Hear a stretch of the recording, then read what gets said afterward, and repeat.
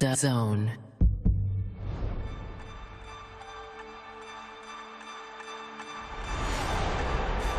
DAZN is the home of boxing, with over 150 live fights a year. This fight has lived up to expectations.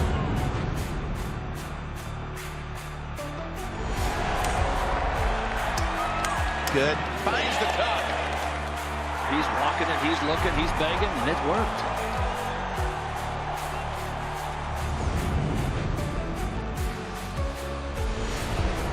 Ladies and gentlemen, let's get ready to rumble! How do you like it? How do you like it?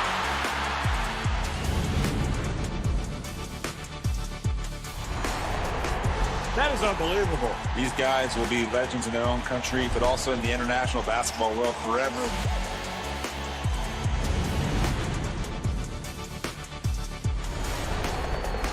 Are you not entertained? I'm not supposed to be cheering, but this is X Series. I can do whatever I want.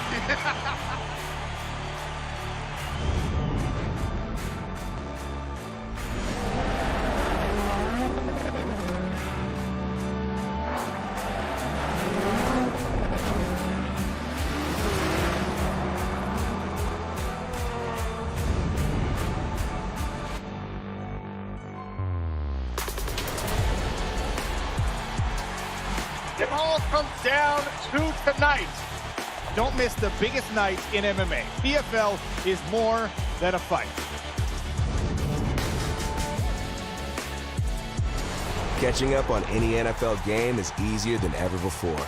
Looking to the end zone for the win! Oh my gosh, one of the great games you'll ever see.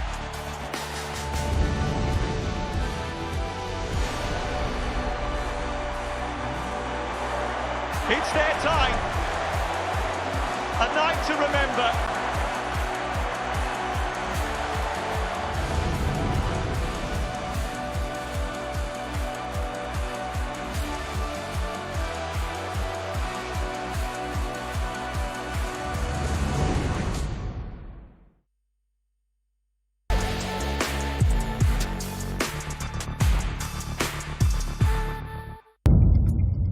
The following program is recommended for those 16 and over, as it contains sporting violence, possible bad language, and flashing imagery.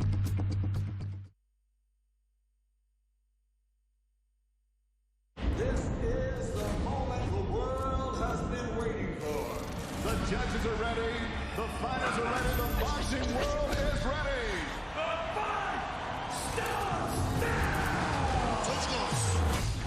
How do you like it? On the show.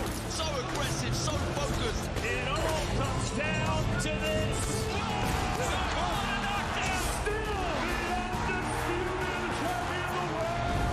Fight night, only on DAZN.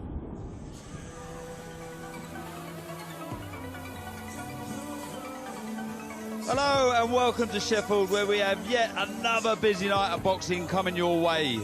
At 7 p.m. we are live on DAZN, but now it's time for Before the Bell, featuring some of the country's finest prospects. 5 young fighters putting their unbeaten records on the line, with South Yorkshire's very own Conan the Barbarian Murray getting the action underway.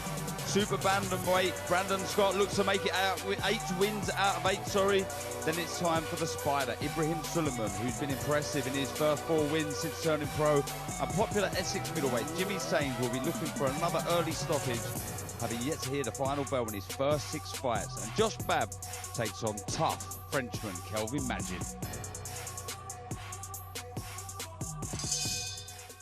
Ladies and gentlemen, once again, good evening and welcome to the Cannon Medical Arena here in Sheffield, England. We are live on DAZN for a big night of World Championship Professional Boxing. It's all being brought to you courtesy of Mr. Eddie Hearn of Matchroom Boxing. We're sponsored tonight by Betfred, Stagefront, Everlast, Forged Irish Stout, Apu.com, Riyadh Season, and Drip. All of tonight's bouts are sanctioned under the auspices of the British Boxing Board of Control. The steward in charge is Ian Cragg. Introducing your third man in the ring at the sound of the bell from Doncaster, A-star referee, Mr. Michael Alexander. And now, ladies and gentlemen, 6 rounds of boxing scheduled in the super welterweight division.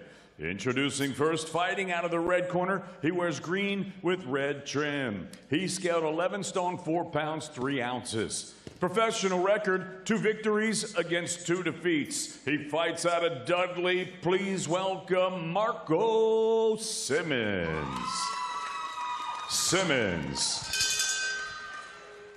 And his opponent across the ring, fighting out of the blue corner. He wears orange with white. He scaled 11 stone, 3 pounds, 2 ounces. Professional record, perfect. 9 fights, 9 victories, with 2 victories coming by way of knockout. He fights out of Cussworth, Doncaster. Please welcome Conan, the Barbarian Murray.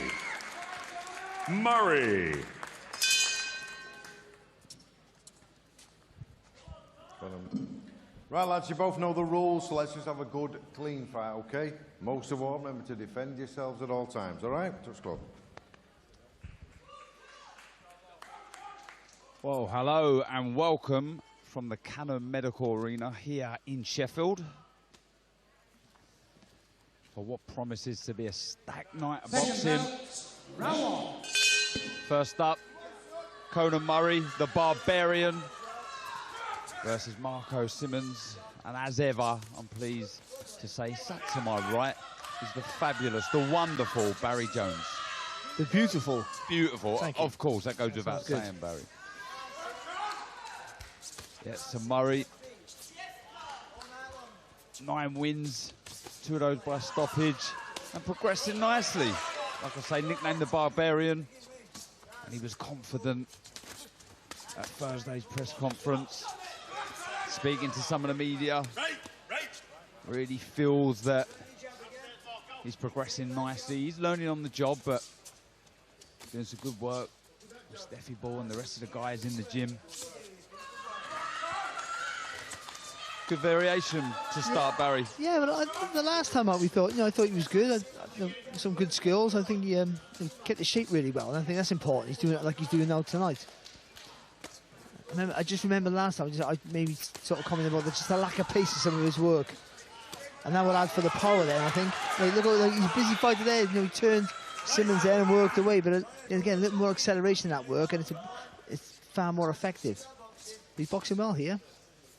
Making Simmons miss, and then flurry in with straight acro combinations. Yeah, Simmons, 2 wins, 2 losses. He hasn't been stopped from Dudley, the West Midlands. And he was quite honest in interviews I've seen. Happy to get on the road. Oh, and he catches Murray with a right hand there. He certainly felt that. And he's stumbled to the floor there, but that right hand, Barry, certainly hurt Murray. Yeah, but he did the right thing there, Murray, trying to hold on, but he's easily thrown to the floor there by Simmons, who might have the bit between his teeth here. Yeah, and he fancies this Simmons. He's on the front foot. The legs still look unsteady of Murray. And this is where I go back to talk about that little bit of pace in your work. You can stab that jab out and really ram it in his face, pushing it out the way Murray does. Yeah, Simmons is going wide with the shots. He's in survival mode. Here, Murray, he's trying to mix fire with fire. Probably needs to hold. He lands a nice right hand of his own inside. We just dip it up and down there, Murray, so that's just making it harder for Simmons to hit the target clean. And actually, Simmons got to do the same thing. Got to dip low, punch high. Yeah, he's just pouring out the shots. He's got to be careful, Murray. Another left hook, just missing the target. Another right hand as well, but good variation from Simmons. Yeah, he found his feet again now, hasn't he, Simmons? Murray, sorry, I think. Oh, close with that left hook and the right hand after. Just flies past the chin of Murray. That's a good stiff one too.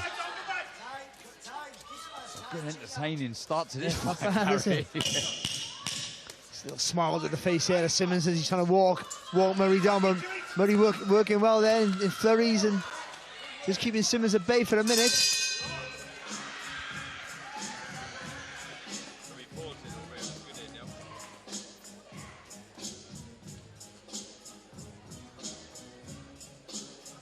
Whoa, what's an opening round. Marco Simmons almost ripping up the script there in the first round. Let's have a look at this, Barry. Well, let's be honest, Dan. It was all nice and easy, wasn't it, for Murray? He was unloading the combinations, not a lot of weight on the shots. All of a sudden there, moved to his left with his left hand a little bit low, and Murray just threw that Simmons threw that right hand over the top, and Murray was just in a little bit of trouble. Got thrown to the floor, let's be honest, but I think he was already unsteady on his legs, and then, to be fair to him, tried to fight his way out of trouble. And sort of did well in the end of the round there, but yeah, there's a round again, just hands low, not looking at the target, and getting caught with a clean shot. Yeah, incredible start. You see, nice stiff 1-2 from Murray coming back, out. but he'll take a lot of confidence. Marco Simmons, after that very, very good opening round, comes straight out with a stiff jab and looking for that right hand again over the top. Yeah, just a little bit of the inside of the glove there, Simmons, with a lovely left hook. And a clubbing right hand there from Simmons.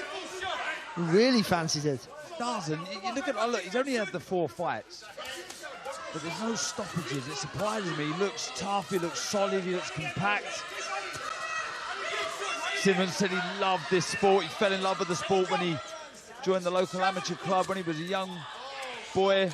Took some time out of the sport, but like I said in the intro, happy to get on the road and make this his living, but here looking very ambitious, looking for the win. Oh, and he's hurt himself there. It looks like a... Shoulder's gone. Yes, dislocated shoulder, I think. He felt that straight away, you can see.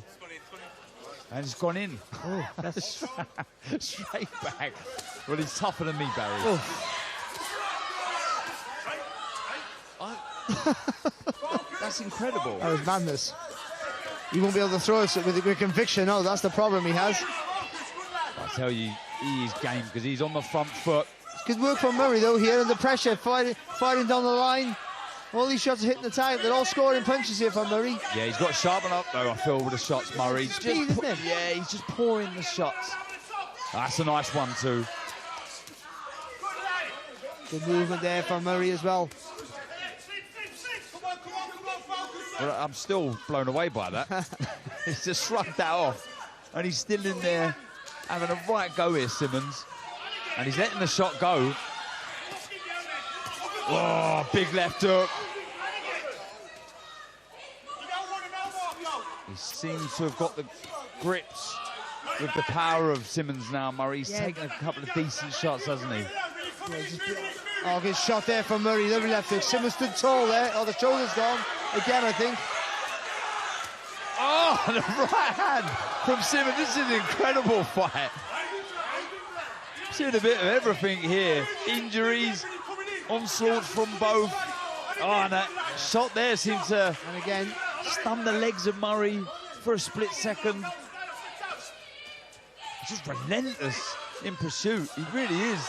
That's good from Simmons, Murray again. So aggressive on the front foot, lands a left hook again. Good left hook again there from Simmons, but Murray being the far busier here of the two. Throwing some punches in this round is Murray. He has. Getting good right hand from him there as well. And again. A couple of deep breaths from Simmons. He's really let his hands go. But Murray's showing the engine, the work, obviously, that he's done in the gym, paying off because he's mixing fire with fire, landing some good shots to the body.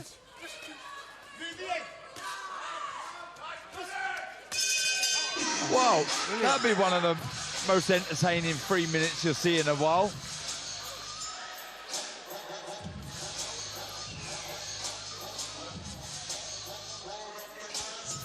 Well, literally, Murray just had the fire to keep Simmons off him. That's what it was there. A lovely little 1-2 there from Simmons. And it looked like he had Murray in trouble. But all of a sudden then, once that shoulder popped out, he just couldn't throw that right hand with the same conviction. That allowed Murray just to get busier again, work away in straight combinations.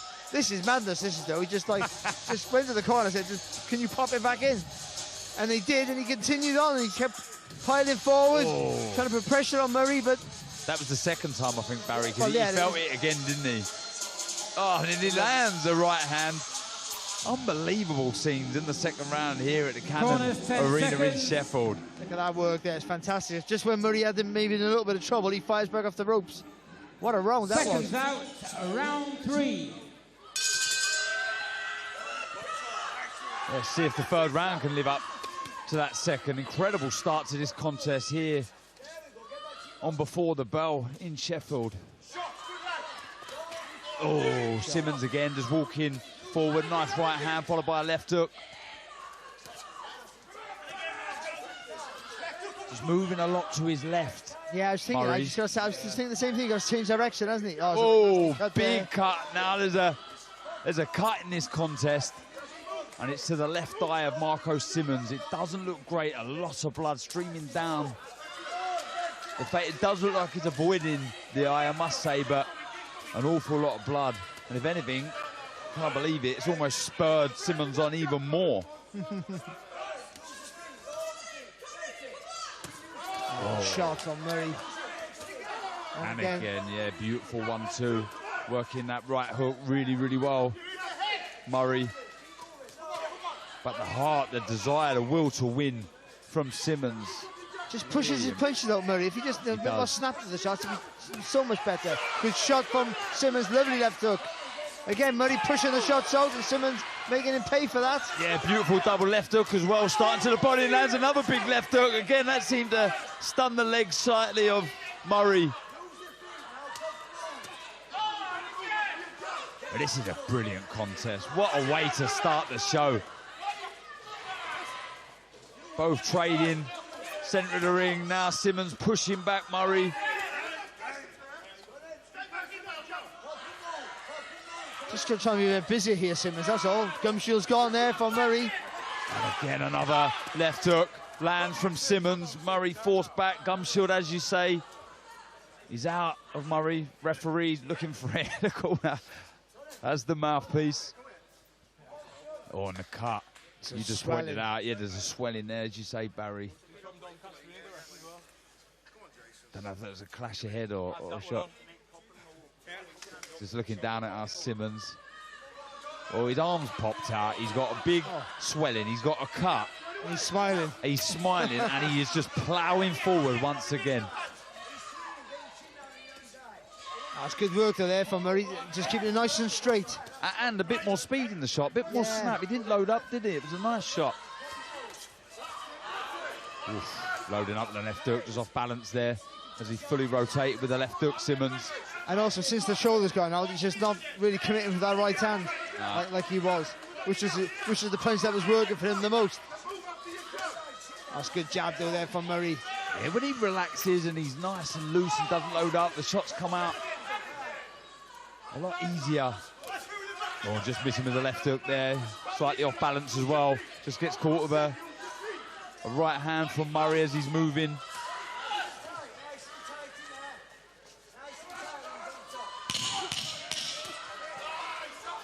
Left hook on the 10-second clapper from Simmons. Well, again, another entertaining round here at the Cannon Arena in Sheffield. We just see that blood streaming down the face of Simmons. As you said, Barry, there's a swelling there as well. Big, deep breaths from the barbarian Murray. He is in a fight, that's for sure. I've got to say, Murray's in his corner, absolutely exhausted. Oh, there you see there, Murray's got his head low and as Simmons come in. Yeah, well caught there by the guys in the truck, but Simmons just carried it. Even after that, the head of the clash, he didn't blink for that when they clashed heads. Just kept walking forward, trying to work away. Well, it's not just us, Barry, is it? We've got the best team in the world here. Look at it. They've seen that in the truck. Calm down. Don't make him. Yeah, well spotted. But look at that. It's wide open now with the swelling. Chins are high as they're letting the hooks go, but you can see a grimace on both faces. They desperately want the win Seconds here. out, round 4. Oh, only halfway. I mean, I'm tired. Yeah, he just seems to lack the snap and speed in his shots, Murray. Like I say, he's learning on the job. Hopefully that's something that can develop in the future. But I think he's got good fundamentals. He has. Just need to sharpen them up. Also, when he gets caught in the rope, sometimes he spins back to the centre of the ring. He's had to throw a lot of punches just to keep Simmons at bay. Nice high guard, bit of head movement there from Simmons. You got to get lower, Simmons, haven't he? He's a shorter fighter, but get even lower. They'll give you a better angle of attack, a better vision of the target, and harder to hit. Good shot. Yeah, like I say, look, he said he's happy to be on the road. The stress free approach, not having to sell tickets, Simmons, but I think there's a lot to work with there. You know, he's obviously got a bit about himself. Like I said, he's been in the gym since he was a kid, loves the sport. Oh, another left hook as well. He's taking the shots better now, not as much power in the shots from Simmons, but still, look at the face of Marco Simmons. Good right hand there from Murray, and then a little spin off to the left. Good work. And again there, just change direction there, right through that jab, as you were talking about earlier, Darren. He's boxing out here at the minute. Simmons has slowed down his feet just a little bit. That's allowed Murray just to get his work off, a bit cleaner. Yeah, I think the right hand's there, but he's just struggling to throw the shot, isn't he? Obviously, Simmons.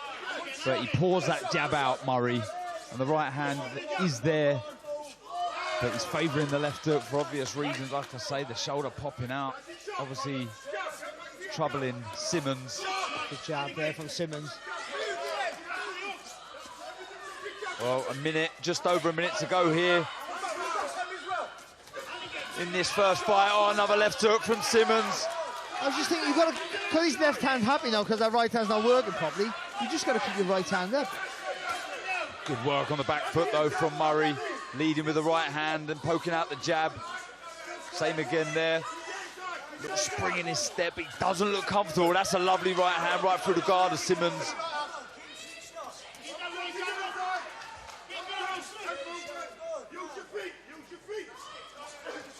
Corner of Simmons, asking him to keep his left hand up. He's maybe starting to tire a little bit here now, Simmons, because he's just allowing too much space here for Murray to work. The last 20 seconds. Been a good run for Murray, I think. Yeah, he's moved, he's boxed. He's got to grips with the pressure of Simmons.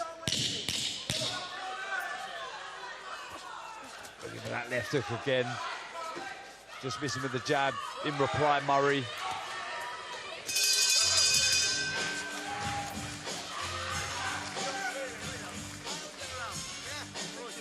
Take a breath, Barry. Well, that one was a bit calmer, I thought, to be fair. I just think Simmons starting to tire a bit, and rightly so, because you know, the problem with the shoulder as well, he can't throw that arm with full conviction, so his left hook happy at the minute, and that takes a bit out of you, using the same movement time after time. So you're not getting the rhythm of throwing the move from one side to the body to the other side. Well, definitely the toughest fight of Conan the Barbarian Murray's career so far. He won his debut against Harry Matthews. He's racked up 8 wins and only losing 1 round. And that was against Josh Cook in February in his first 6-rounder, but made to work in every single one of the rounds so far here. Seconds out, round 5. Into round 5 we go. Yes, the work has dipped of Simmons. And understand why. And Murray just getting on his toes, trying to move and pop out that jab. And that's a lovely jab in reply from Marco Simmons. But if he bent his leg, got a bit lower, that jab would be even more effective. He uses the legs to jump into it. And it's almost like a straight, like an uppercut type jab. Yeah, and in reply, I think Murray's got to get his chin down and sort of arc that back a little bit, because he comes tall, and when you see fighters like that, they let the left hook go and the right hand's low, they're an accident waiting to happen. So some defensive work needed from Murray moving forward. But Simmons just got to get on his chest now. Just get on there, stay on there. Yeah, absolutely. Well, I say Simmons is tired. It was Murray there looking to hold. Blood again, streaming down the left eye of Simmons.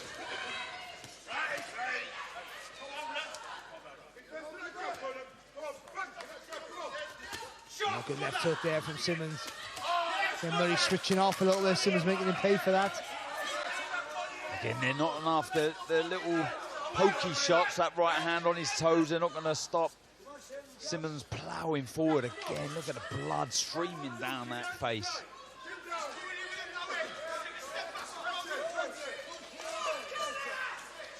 A little bit busy in this round, Simmons. And Murray just a bit quieter. That's better from him, the movement. There's some really good double left hooks, Simmons, in the early couple of rounds to the body, then head. It'd be good to see him work the levels again, but that was a good straight right to the body from Simmons.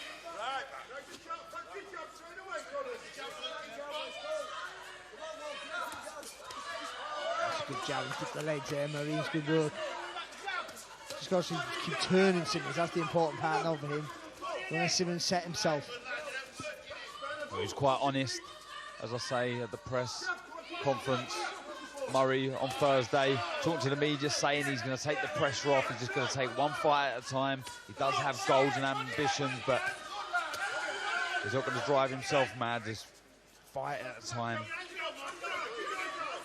But there's still work to be done for Murray here against a game, tough, strong opponent in Marco Simmons, still ploughing forward. But he can't commit to that right hand anymore, Simmons. That's clear to see. So Murray's got to just literally glue that right hand to his chin. Just slipped inside the jab there, Simmons, but didn't throw a left hook.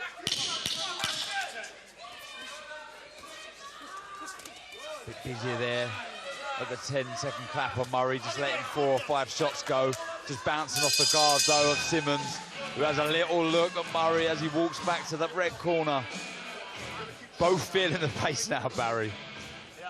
Yeah, well, certainly. I thought for the first sort of 3 quarters of that round, I thought Simmons was having a good round. He was busier. I think Murray got back and come back into it in the end. They started to get his punches together. But for the first, at least half of the round, Murray was just dancing around, not really doing much work, and Simmons was allowed to get a little bit close. Nothing massively big landing like in previous rounds, but just a little bit busier.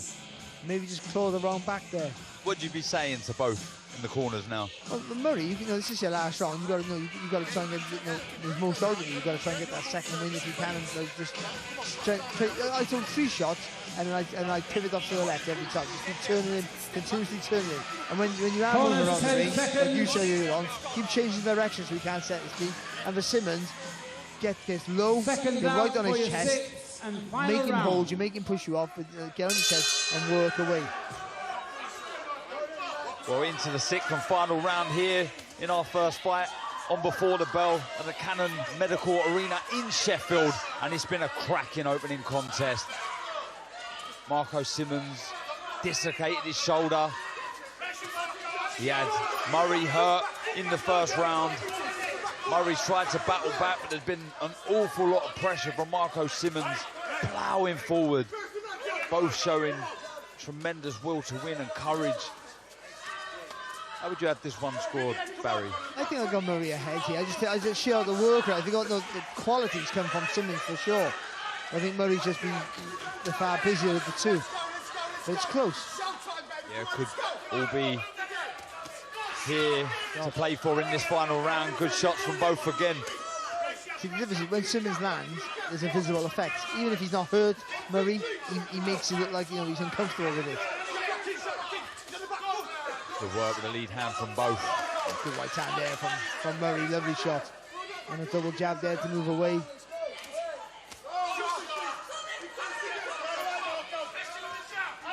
Oh, he just fell short with the jab there, didn't he? That was a good 1-2 in reply from Murray.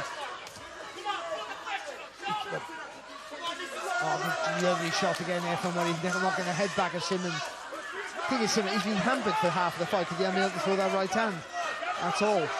Yeah, and that's been the shot from him. That was the shot that hurt Murray in the opening round, and since he's not been able to get that into play, and you've got to give him so much credit as he lands a lovely left hook as Murray moves to his right. Doubles up with that shot as well. Well, I've said it, he's got a heart of a lion, he really has. Marco Simmons. Murray's shown a lot of steel as well, hasn't he? Because he's been under constant pressure, literally from the first second of the first round. And he's coped with it quite well. I mean, he's had times when he's been in trouble a bit, but he's fired out of trouble, uses his feet and his punches to try and stay safe. Yeah, spot on. He was hurt in that opening round, but he's come back, he's rallied back well, moved his feet. Get the shot poking out, but look at this again from Marco Simmons. There's a big push here now with Simmons. Yep, last 30 seconds here. Nice little lead right hand from Murray. Good weapon for Murray, that little lean to the side and throw that right hand on the gap. Yeah, he's had a lot of success, Murray, when he's kept the shot straight. Hasn't got silly with the hooks. I think that's played into Simmons' hand when he's tried to trade with Marco Simmons. There's the last 10-second clapper here. Another right hand seems to just stun Murray for a second, who looks to hold on at the end. But what a brilliant contest to open the show here in Sheffield. Respect from both. The cut at the side of the left eye of Murray. Just wanders over to the corner of Marco Simmons. He holds his hands high. Again, respect shown. Pleasant surprise there, wasn't it? It was. It really was, wasn't it? It really was. Richie, a bit of a shock, really, because like this early in the evening, you're expecting like a bit of a technical affair, yeah. Expecting Murray to be able to box it up, you know, move around Simmons and. Well, hopefully that set the tone, Barry, for what promises to be a busy night of boxing. Like I say, Conor Murray. It's all been pretty straightforward for him so far, just losing the one round, but that was a tough test against Marco Simmons. You know, Darren, these are the tests you need. Because, like, you know, you've got to get better. Obviously, you look at it, I've got to get a lot better if I'm stepping up in level, stepping up in class. But also, you know how you react under pressure now, you know how you react when you're hurt, you know the things you have to do to keep yourself safe and to keep, you know, trying to win a round, not just, you know, coasting through rounds. And so these sort of fights are invaluable if he gets the win. Well, let's hand over to David Diamante to see if he did get the win.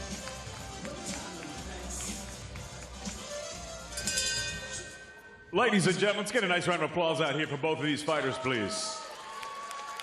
After 6 rounds of action here in Sheffield, we go to referee Michael Alexander's scorecard. It reads 58-56 for your winner, Marco Simmons. Marco Simmons, who gets the nod on the card. It was relentless pressure, Barry, from the start. He hurt Conor Murray, who I said had only lost the one round previous to this in his first 6 rounds, but here he was in with a different beast. And he won that fight with pretty much one hand. He did, yeah. To be honest, with one hand. I thought I had the similar sort of score the other way, to be honest. But I can't argue with that. I would say that. I just think, you know, I thought Murray was busier, but the shots of Simmons when he did that had a bigger effect, and that's what the referee went with. So you can't argue with that. But literally, like after the second round when the shoulder went off, was it second or third? Second, wasn't it, I think? Either way, he's hampered. He can't commit to that right hand and still show the fortitude, determination, real grit and toughness to get through. Yeah, it was brilliant. He hurt Murray, didn't he, in the first round? Then it was the injury in the second round. It was an incredible way to open the show here in the Cannon. It's a new arena, this nice little arena, isn't it, Barry? It's a good little size, actually, because it's not huge, but it's big enough, you know, when you get a crowd here, it's going to be pumping. I like these sort of venues. Oh, it's massive for you. That's... Well, anyway, enough of that. We are ready for our next contest, so let's hand back over to our MC, David Diamante.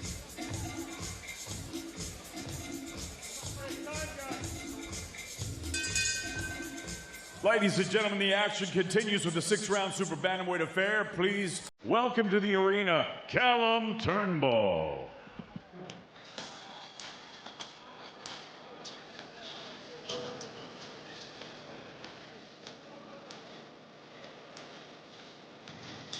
Well, here is Scotland's southpaw titanium, Callum Turnbull.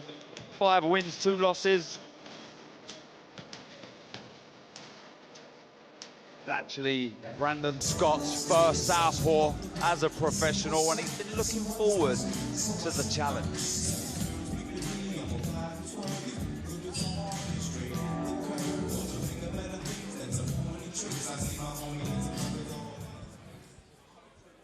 And now entering the arena, please welcome the undefeated Brandon Boom Boom Scott. Ready, exciting Brandon Scott. Ladies and gentlemen, from Sheffield, England, live on DAZN, we're set to go with our next bout of the evening, and it's all being brought to you courtesy of Mr. Eddie Hearn of Matchroom Boxing. We're sponsored by Betfred, Stagefront, Everlast, Forged Irish Stout, Apu.com, Riyadh Season, and Drip. Introducing your third man in the ring at the sound of the bell from Liverpool, scoring A-star referee, Mr. Mark Lyson.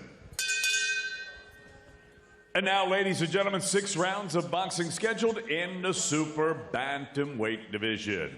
Introducing first, fighting out of the red corner, he wears the white trunks with the red and black trim. He scaled 8 stone, 11 pounds, 8 ounces. Professional record, 5 victories against 2 defeats, with 1 win coming by way of knockout. Fighting out of Inverness, Scotland, please welcome Titanium, Callum Turnbull. And his opponent across the ring, fighting out of the blue corner. He wears the red with black trim. He scaled 8 stone, 12 pounds, 9 ounces. His professional record, perfect thus far. 7 fights, 7 victories, with 1 of them coming by way of knockout. He fights out of Swansea, Wales. Here is the baddest nerd on the planet, Brandon Boom Boom Scott. Scott.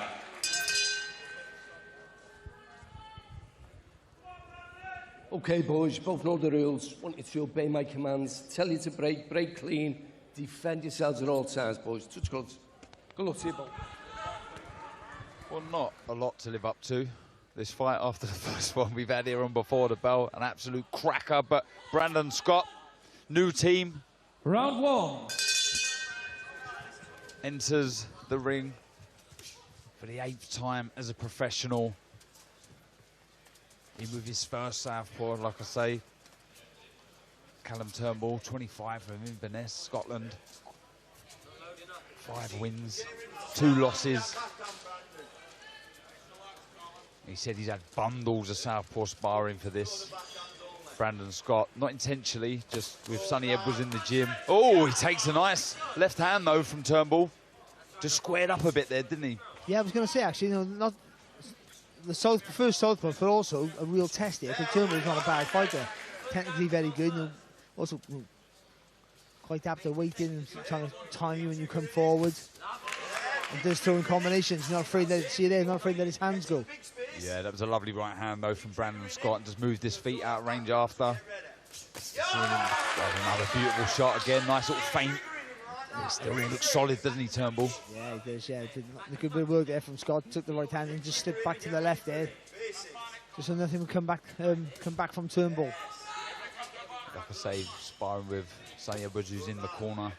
Thomas Asomba, who you see last night, Barry, loses his brother, Charlie Edwards. So he's prepared for a southpaw.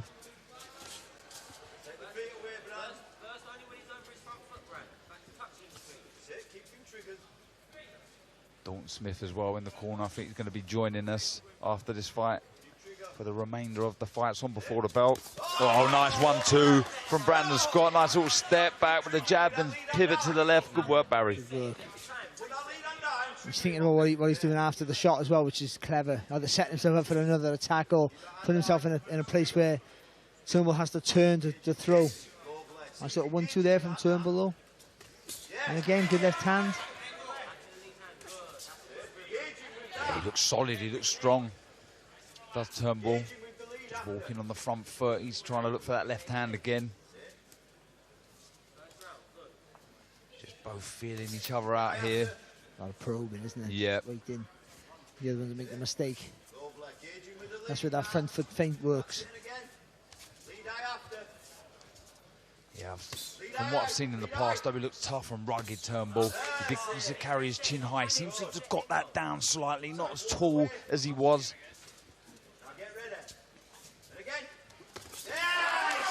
Good work, nice work on the back foot from Brandon Scott.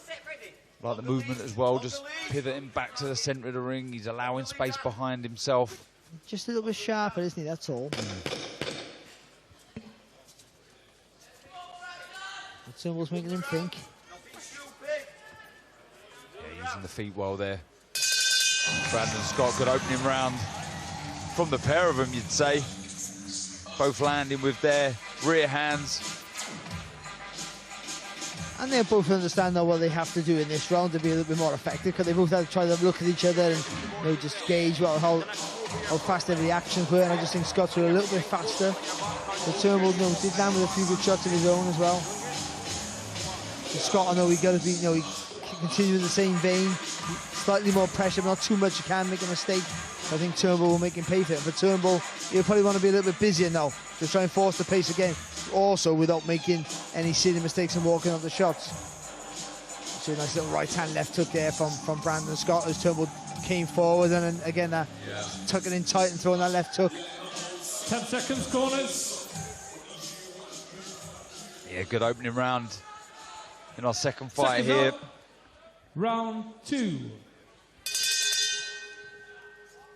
Well, he announced himself, Brandon Scott, when he boxed on the Cordina Rakhimov undercard, and he beat Nicaraguan Ronaldo Cajina, and he looked really good. He was entertaining all week, and he put in a very good performance. He's had a few injuries, so this fight may struggle a little bit to find the timing in the distance. May take a bit of time, but good work on the back foot again. Just looking for that jab, the southpaw jab, Turnbull. And he's just stopped Turnbull from ploughing forward here, Brandon Scott. Just planted his feet a little bit, feinting, looking for that lead to come out of Turnbull so he can fire back with that right hand. You see there, he wasn't quite ready to throw the shot. Oh, that's a beautiful right hand. Well picked. I was just about to say, good feet there from Turnbull, because he stepped back and made Scott miss, but then just sort of switched off a little bit, and Scott just committed to the second phase. Yeah, and he just said there was a wide, wild left hand from Turnbull that missed, and it just allowed Brandon Scott to find the right hand. I say it all the time about people, but you've got to double the jab your way. When you're struggling to get the distance, like that Turnbull is at the minute, that double jab works. You can just get you the target really quick. Yeah, you start to find the range now, that time, and that distance. Oh, good work again. The right hand left hook. That right hand seemed to stun Turnbull for a second. Just turns inside the body frame and he throws that right hand there, Brandon Scott. That's where he gets it quicker and sharper than Turnbull's left hand. A little hesitant there when he let the 1-2 go, Turnbull. Sort of pulling the shots as opposed to stepping in. Lovely patience here from Scott. Even when he's having success, he's not getting carried away with it. He's not making any silly mistakes, keeping his shape well, keeping the feet in the right position. Yeah, good variation, working the body as well, starting attacks downstairs and working back up. And that's important. So you get your framework, what you have to do to have success. But sometimes when you have success, you get the euphoria of it gets carried away. You lose your shape by trying to hurt the fella. But Scott's kept the shape really well. So he just kept that framework, kept that foot on the outside. Yeah, like you said, do you know what? I like the thinking with the work of Brandon Scott. He's feinting, he's not rushing, he's not getting carried away. Being very patient. I've heard the corner say numerous times, reset after your work. You're just seeing it again there, 3 shots and getting back on the jab, moving. But I say again, Titanium. That's better from Murray. He didn't quite work there for Murray, but that feint. Trying to feint your way in, just trying to disguise a little bit of your work here. Yeah, Titanium Turnbull, as I was about to say, he looks fine. It's just the speed. The difference in speed is really apparent here. Oh, good, finishing with the left hook. The right hand just missed, but the left hand didn't from Brandon Scott. He's really got in his groove here at the Cannon Medical Arena in Sheffield. Grant Smith, slap at the backside of Brandon Scott. He's happy with his charge. Yeah, rightly so. He boxed really well in that round. That was better. Again, we say, the next round will be a little bit better because they've seen each other in the first. But this time it was, you okay, Darren? Having a bit of an act? Sorry, mate, I just spilled my water, so I've had a drink. I remember the first time I drank out of a bottle. But I thought he was really composed there, Scott. I thought he was really disciplined with his work. Yep. When he'd have success, he didn't get too carried away and rush it or throw one shot too many and allow Murray a chance to come back. There's a crunching right hand there from Scott. And again, kept his hands up, waiting for Murray to throw again, where the gaps appear and let himself go. The difference is, because Scott's throwing inside his body frame, so his elbows are staying in tight, he has to turn his shoulders to the shot, where Murray's elbows are a little bit wider, which means they're going a little bit wide. The shots are going a little bit around the top.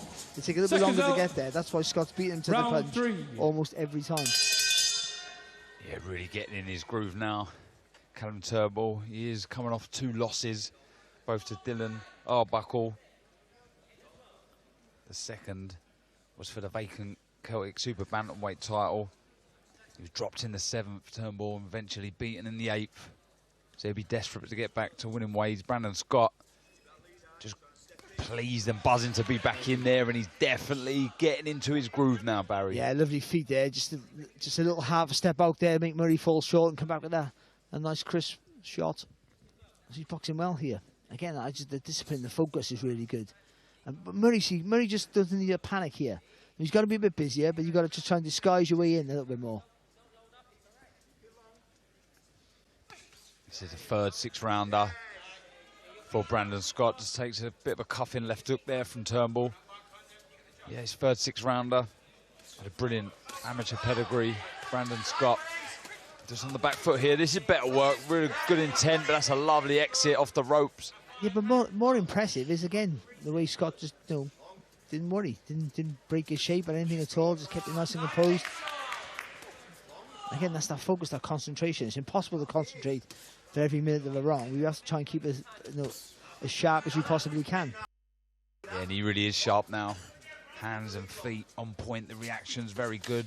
A bit of variation here, just starting to plant his feet, dropping that left to the body. But again, there's a one to the solar plexus there. He felt that Turnbull, but he comes firing back with his own shots. Yeah, he just come a little wide with the body shots there. Turnbull. Yeah, he sort of turned into that left hook to the body, didn't he? Yeah, he did. I was going to say before that, there's a right hand to the body there for Scott. He just lifts his leg a little bit. Oh, good work there from Turnbull. Nice little combination.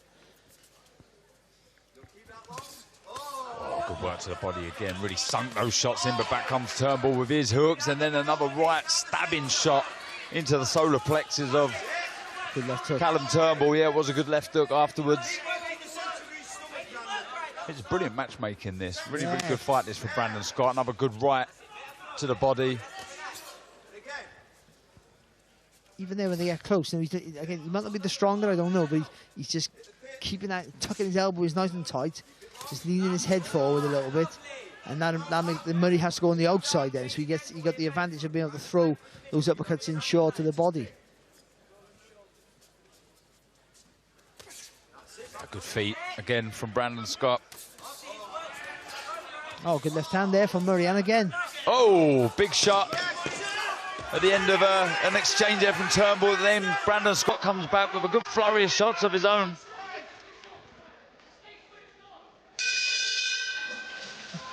Oh, he heard the bell before us then, Brandon Scott.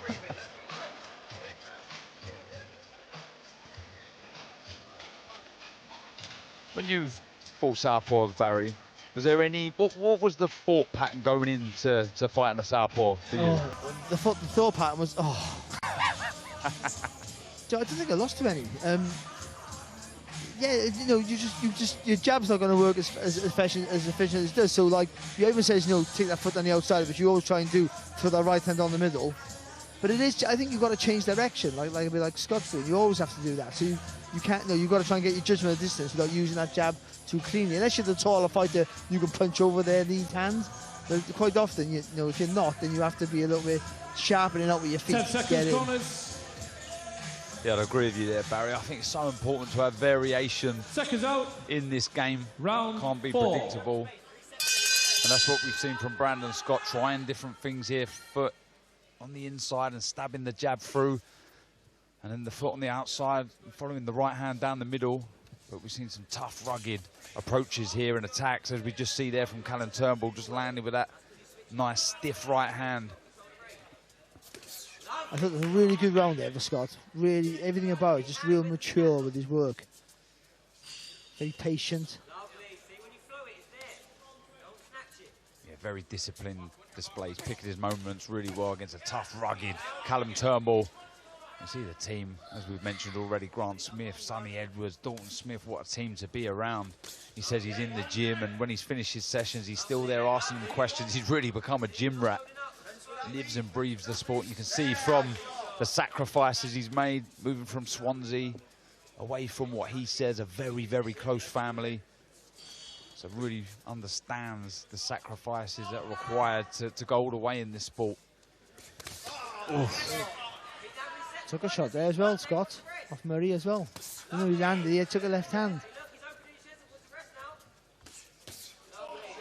Again, the speed evident from Brandon Scott. He's landed a couple of shots of his own, as you pointed out, Callum Turnbull, Barry, but in the exchanges, he's just second best, and it is that hand speed.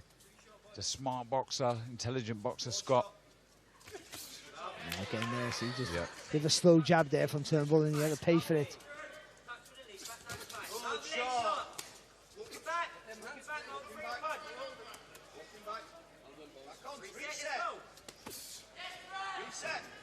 Just because of the patience of Scott, I think Murray struggled with that. Can't get no rhythm to his work. Good variation, just missing with that final right to the body, Scott. But every time he lets his hands go, Turnbull always looks to reply.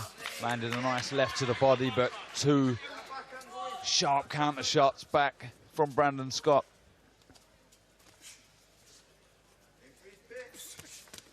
Really, really impressed with the concentration of Brandon Scott here, thinking about everything that's coming his way, not just throwing shots for the sake of it.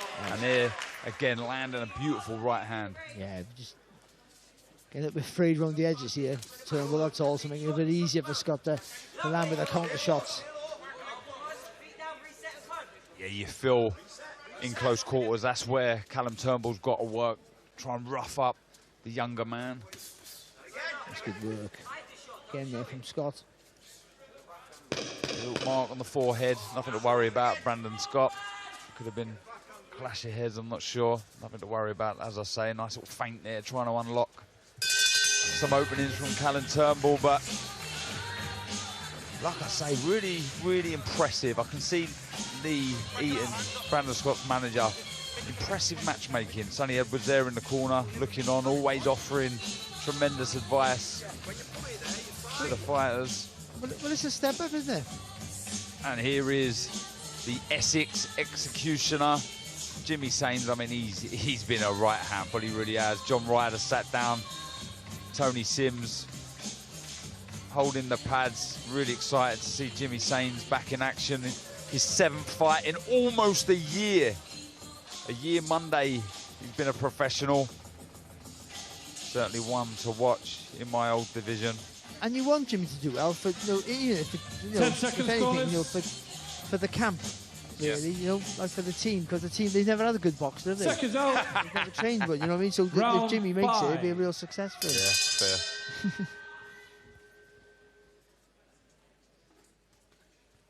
If you needed reminding, Callum Turnbull in the white and red, and Brandon Scott in the red and black here at the Cannon Medical Arena in Sheffield. It's been a good fight, this. Really good game of chess. It's caught fire at different points in every round.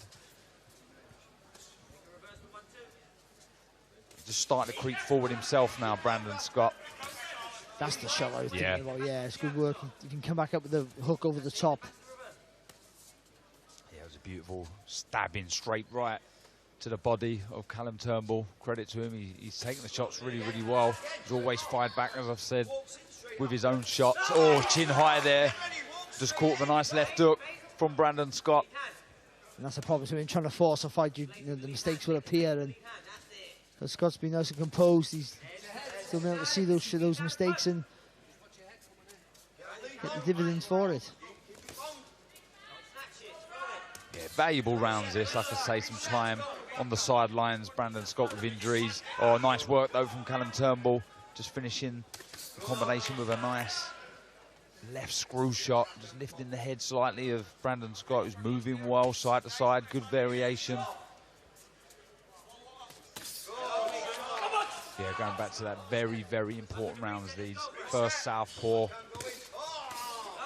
Boxing nicely, being made to think every second, Barry. And a guy who's come to win. You know, he's not like rushing forward like a lunatic. A guy who can box, the Turnbull can box, clearly. He's not a bad fighter, and he's come to win. He's just struggling with the pace and the control of Scott. And the speed. Yeah, I think against another guy, he might, this is a really hard fight. But Scott's controlled it. So again, that's another plus. You're boxing people now who will come to genuinely win, not to give you rounds. Good work, right hand, doubled up the left hook afterwards. Flashy, sharp shots, but good pressure again from Callum Turnbull. Plenty of intent and desire. He understands a win here really opens lots of opportunities. Coming off 2 defeats as well, so desperate to get back to winning ways. Trying to load up with that left hand there, Turnbull, but just overreaching. Scott not going to pay for it. Just over 20 seconds here in the 5th round. Quiet around this one.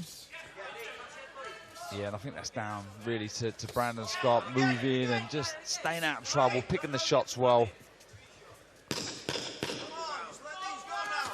Oh, good left hook there from Scott. Again, just squared his feet up there, Turnbull, and Scott landed a nice little crisp left hook.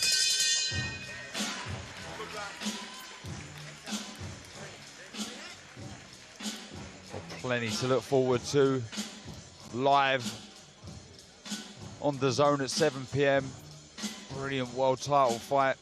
Rhiannon Dixon defending the title for the first time against, dare I say it, 27-year-old veteran Terri Harper. Let's have a look at the action from the last round. Yeah, look at that though there from Scott. Turnbull comes forward, as I said, his elbow's a little bit wide, so they're looping shots, and Scott throws the shot down the middle and then pivots off back into the centre of the ring, using his footwork very well. Composure's been brilliant all night so far. Concentration on point, and just a little bit, a step ahead here of Turnbull in almost every quarter. Yeah, he promised us a masterclass, is what he said. Well, it's been a very good display on how to fight a southpaw, again against a very tough game. And final round. Callum Turnbull from Inverness, Scotland. Respect shown at the last round here.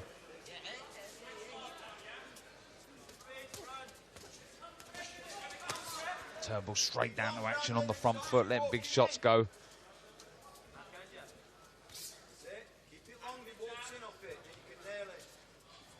That's a better idea there from Turnbull, just some lateral movement. I beg your pardon.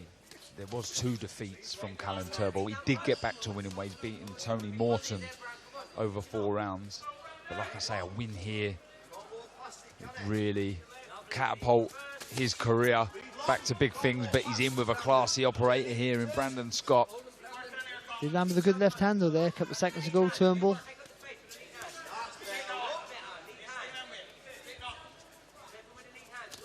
Oh, nice.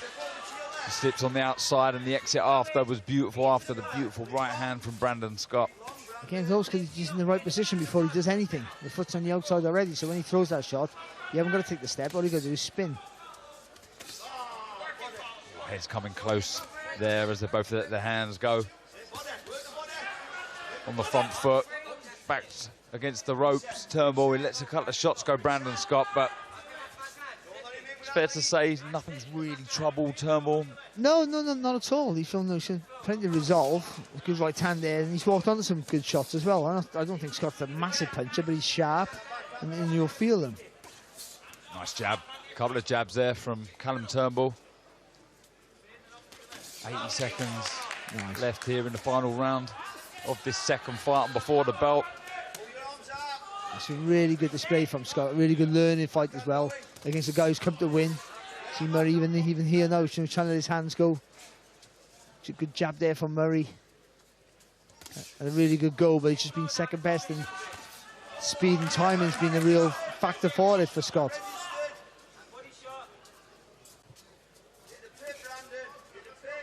Gamely coming forward still. Callum Turnbull still walking onto shots though. It's just been a step ahead. Brandon Scott with speed and know-how. But similar to Marco Simmons in our first fight. And Conor Murray, I mean, the blood is gushing out the forehead of Brandon Scott. It's a clash of heads. Oof. And that is so unfortunate. 30 seconds left of this contest after a brilliant display. It's off straight away. Well, what a nightmare, an absolute nightmare there for Brandon Scott, who was boxing lovely in that contest. It's an accidental clash of heads. Referee Mark Lyson waves it off straight away after a tremendous display on how to fight a southpaw, a game opponent in Callum Turnbull, who was there every second. And we see here, they've both gone in for shots, clash of heads, and you can see the reaction straight away, the blood flowing of Brandon Scott. And look, I've mentioned, and it's very obvious, that the timeout from Brandon Scott due to injuries. This was the last thing he needed. Activity so important, Barry, at this stage of your career. Yes. So I feel for Brandon Scott especially when here. you're young and you're developing all the stuff, and it's very important that you get to do what you do in the gym and replicate it in a real fight scenario in the ring in front of a crowd and everything else, and build your record up. So, and this was a really good display for him, really good fight, and a really good building block, you know, to go to that next level for Brandon Scott. And now, whichever way you look at it, he's going to be out for a significant period of time now, you would feel. Yeah, we've yet to see the cut now, but for the referee in the last round to wave it off, it can't be a pretty cut, that's for sure. But the cut aside, obviously that's the big talking point, but the performance was a good one, Barry. Yeah, no, he boxed really well. He did again. No, and sometimes you get that, don't you? When you're in against guys who not just want to give you rounds, genuinely come to win a fight. You know, then gaps appear. So I think, you know, with that, we've seen the best of Brandon Scott tonight. Yeah, we'll see more of Brandon Scott in the future once he recovers from this cut. But David Diamante is ready, so let's hand over to him now.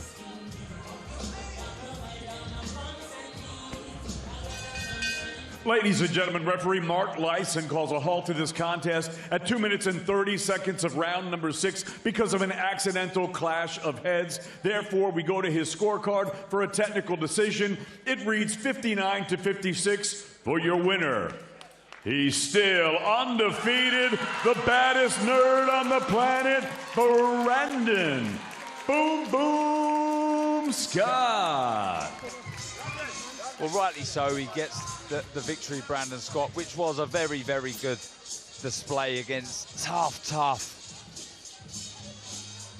Callum Turnbull. Has a smile on his face as he leaves the ring. He played his part in that contest. Yeah, he moves on. There's a team there, Sonny Edwards, but plenty to look forward to here on DAZN, live at 7 p.m. It's a brilliant card. It really is. Giorgio Vizioli, the danger man, one of Britain's brightest prospects, in with Diego Lagos. Galao Yafai before his huge fight with a man in the ring right now with Brandon Scott. Sonny Edwards taking on Daniel Orozco. Middleweight, George Liddard takes on George David. That's a really, really good fight. Then the return of Liverpool's Peter McGraw in with former British and Commonwealth champion Brad Foster. Then there's that top of the bill that I'm talking about. Rhiannon Dixon, one of the most improved fighters out there today, defending her world title against, yes, the 27-year-old veteran Terri Harper. That's all coming your way at 7 p.m. live on DAZN.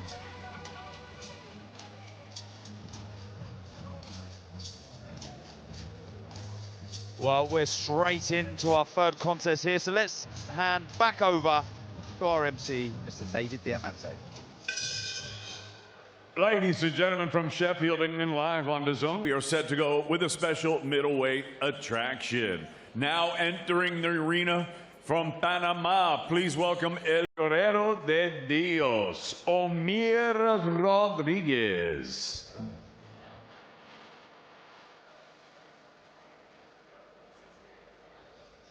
Well, some recognisable names on the record of Rodriguez. Losses to Ireland's Paul Ryan, Joel Bartel, unbeaten Ben Fowl, tough Bulgarian Petra Dragunov, and a very, very good fighter that many of you will be familiar with, American Austin Trout, who he went the distance with a year ago, last October. He's only been stopped 5 times in 20 defeats.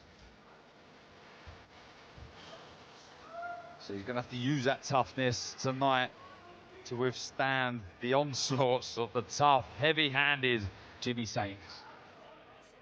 And now entering the arena from Brentwood, Essex, England, here is the undefeated Jimmy Saints.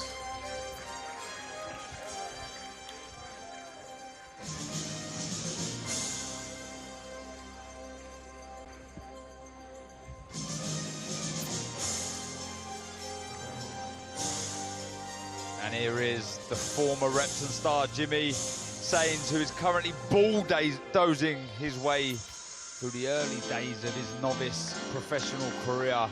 A real handful. See Tony Sims and Mark Seltzer, John Ryder, Bill Moran in the corner.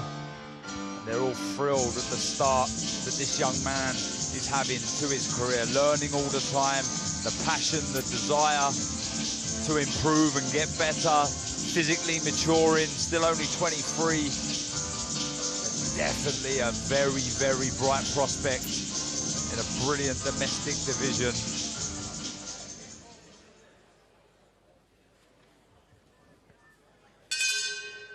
Ladies and gentlemen, from Sheffield, England, live on DAZN, we are set to go with our next bout of the evening, and it's all being brought to you courtesy of Mr. Eddie Hearn of Matchroom Boxing. We're sponsored tonight by Betfred, Stagefront, Everlast, Apu.com, Forged Irish Stout, Riyadh Season, and Drip. Introducing your third man in the ring at the sound of the bell, from Doncaster, scoring A-star referee, Mr. Michael Alexander. And now, ladies and gentlemen, 6 rounds of boxing scheduled in the middleweight division. Introducing first, fighting out of the red corner, he wears the white with red and blue trim. He scaled 11 stone, 7 pounds, 5 ounces. Professional record, 15 victories, 20 defeats, 1 draw, with 6 wins coming by way of knockout. He fights out of Colón City, Panama. Here is Omir, El Guerrero de Dios Rodriguez. And his opponent across the ring, fighting out of the blue corner. He wears white with green and gold trim. He scaled 11 stone, 8 pounds, 2 ounces. His professional record, perfect. 6 fights, 6 victories, all 6 victories coming by way of knockout. Ladies and gentlemen, here is the 4-time national champion and the GB Elite 3 Nations champion, fighting out of Brentwood, Essex, England, Jimmy Sains. Jimmy. Right, lads, you both know the rules, so let's just have a good, clean fight, okay? Most of all, remember to defend yourselves at all times, all right? Touch close. Well, into the middleweight division we go. A 6-rounder between Jimmy Sains in the blue corner and tough Omir Rodriguez from Panama. Round 1. And we're delighted to say that myself and Barry are joined by Dalton Smith, Sheffield's very own Dalton Smith. How you doing, Dalton? Yeah, I'm all good. Didn't expect to be sat here this Saturday night. You know, I expected to be in the ring, but you know, I'm here to enjoy a good night of boxing. You know, and it's nice to be in my hometown. Well, we're still getting you working. Don't worry about that, Dalton. Straight back into this one. Stiff jabs from both. Like I said before, he's been an absolute wrecking ball so far. Jimmy Sains dispatching his opponents with, I guess you would say, with some ease, with good variation, good attacks to head and body. But he's in with a tough nut here, Rodriguez. Only stopped the 5 times in 20 defeats, Barry. Yeah, of course, he has been a wrecking ball, Jimmy Sains, but it's all been thoughtful. Yeah. That's what's been impressive. It's not, he hasn't just been swinging shots because he's heavy-handed. It's all been behind this, behind the good jab. His judgment of the distance is fantastic. That's why he gets, you know, power in every shot. He gets you right on the end of the punch. Certainly with that right hand. That right hand's a great weapon for him. Yeah, as is the jab. You've seen him already. Good variation with the shot, head and body, and it's a ramrod shot. See again there, really concentrating. Rodriguez, I'd say he's crafty, he's tough, he's moving, he's trying to stay out of trouble, but he's going to have to be careful pouring that lead jab out the way he just did there with the power that Sains carries in that right hand. Been impressed, Dalton, with what you've seen of Jimmy Sains? Yeah, I've been impressed. You know, I've seen him fight a couple of times. He's, you know, he's very powerful, and I like the way he's using his jab. You know, he's not rushing his work. He's been patient and sticking the jab in, like you see there, dropping it down to the pit. And I think if he keeps throwing this jab, he's gonna create openings up. I agree. That's all he's got to do. Just keep target shot. See, throwing the jab, force you to make a mistake. He's under pressure here, Rodriguez. It's not crazy pressure from Sains, but it's constant, creeping forward, really starting to look for that right hand. Just cut the ring off really well there, Sainz. Just little adjustment with the feet. Not on Rodriguez, an escape route there. Yeah, he really does look solid. Like I say, still only 23, so maturing, but that strength certainly coming on and chopping down with the right hand. He took that well, though. Rodriguez. The right hand hurt him there. Just see how he swings his whole body into that shot, doesn't he? Yeah, he means business, does Sainz. Doesn't waste much. When he lets the shots go, he really does commit. Hurting there. Looking for his own left hook on the back foot, Rodriguez, but he's under pressure here. He really is. Oh, it's a great jab. Again, stiff jab. Beating Rodriguez up here, who's under a lot of pressure here at the end of this first round. Quick word on Brandon Scott. Dalton Smith, he was in the corner. Was it a bad cut? Yeah, you know, it was a good fight. You know, I think it was a good test for him as well. You know, a guy who came to win. You know, and just unfortunate. It was a clash of the heads in the last round, and it was very deep. And you know, I think the ref made the right decision. Obviously, it was up on the scorecards anyway, but it's going to need a good few stitches, that's for sure. Oh, it's a nightmare. So the last thing he needed, he's been inactive with injuries, and I think here's the cut, going back to the previous fight, and yeah, big clash of heads, and he knew straight away, didn't he, Dalton? Yeah, I think you seen the blood straight away pouring out, and I think Brandon knew himself it wasn't a small one. Well, we wish that eye a speedy recovery, because after that performance of his, which was a very good one, we want to see him back in action. But back to this one, Jimmy Sainz in the white and gold and green.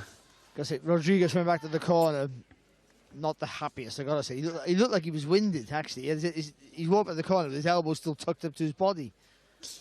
Yeah, and I wonder if Tony and the rest of the team have noticed that, because he's come out fast here, Jimmy Sainz. Oh, that's not like him, is it? Oh, just chopping down again with the right hand. Doing well to avoid the shots, just sort of crouching down and moving to his right-hand side, Rodriguez. And then when you got someone like Sainz, every shot's solid. It stops you from throwing punches. So how do you keep him away then? You gotta commit. And that's what he does, he slows you down. Like I say, he has only been stopped the 5 times, Rodriguez, but that stoppage has been a while ago. Like I say, he did go the distance, 8 rounds with Austin Trout. Very, very good fighter. So if he was to get Rodriguez out of there, it would be a statement for sure. But on the flip side, if he goes rounds, also very, very valuable experience. It's a no-lose situation in that respect, isn't it? But the important thing is just to keep doing what you're doing. Whether you get them out early or late or don't at all, it's about learning, keeping your composure, going through the set routines that you do in the gym, and working in the fundamentals are the key for everything. We say this all the time, but it's so true, and he does it quite well. Works everything behind the jab. Speaking to Tony earlier today, he's been sparring with Jordan Liddard, obviously from the same gym. James Hawley, 9-0 fight from Bromley. Kieran Conway, is there a left to the body there? I think it's the right hand. Is it right hand? Put on the eye as well, on the left eye. His bloody doesn't look happy. 9. And the referee has waved it off, and just like that, the executioner from Essex, Jimmy Sainz, moves to 7-0 with 7 inside the distance. Again, another composed, like we've seen throughout his career, short career so far. A nice composed, strong performance. He comes out, he batters you with that jab. It's a rammer left hand. He rams it right in your face, makes you feel the power really early. He throws the right hand. That right hand is so long with so much conviction that if it hits you, you know you've been hit, and he puts you in the retreat straight away. He makes you a victim. That's what he does. He makes you a victim very early in the fight, and then you're just trying to fire back, or you're just trying to survive. But you're making mistakes, and he just walks you down, beats you up, and when the gaps appear, he gets the finish. Well, there was that left hand to the body what I saw. Then the referee sort of blindsided me, so I couldn't see the right hand. But you're right, Dalton, it was a chopping right hand. You can see the damage it done to the left eye of Rodriguez, who gets stopped for the 6th time in 21 defeats. Jimmy Sainz moves to 7-0, 7 inside the distance. Well, he really is a wrecking ball and a hard man and one to watch in the future. But anyway, let's hand over to your MC, Mr. David Diamante.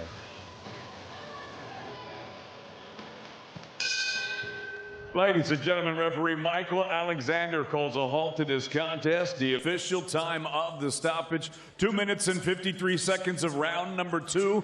Declaring your winner by TKO, he's still undefeated, Jimmy Sains. Yeah, Jimmy Sains doing what he does best, the dispatching of his opponents inside the distance. Don't get paid for overtime in this sport. Jimmy will be buzzing. Like I say, that's his 7th fight in almost exactly a year. It's been a year on Monday coming to 7 fights. Good going. You say this, I hate that saying, you don't get paid for overtime, but you should. Should I be a millionaire? Oh, is that why? You didn't stop anyone? Yeah, of course. I thought you get more money per minute. Posing photographs. Mark Robinson, photographer, giving Jimmy Sains a thumbs up, as is everyone else here at ringside. Very good display.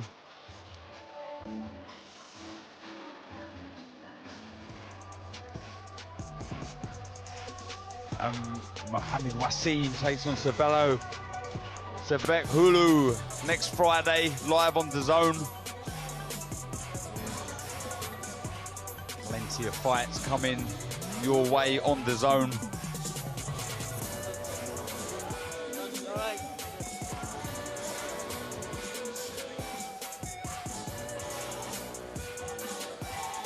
More than 150 fights a year here on DAZN, so remember to keep across our boxing schedule on the DAZN platform, where you can find out everything that's coming your way over the next few months and weeks, because DAZN is your home of all the big fights. We know you've always got your eye on the prize, the championship belt. And why wouldn't you? You're a finely tuned, well-oiled boxing watching machine, capable of consuming over 150 fights on DAZN every year. We've gone big, we've gone global. Churning through combinations, comebacks, and non-stop knockouts. Where are you? With big fights every week, you're the best in the world. So go on, get that belt, champ. DAZN, undisputed.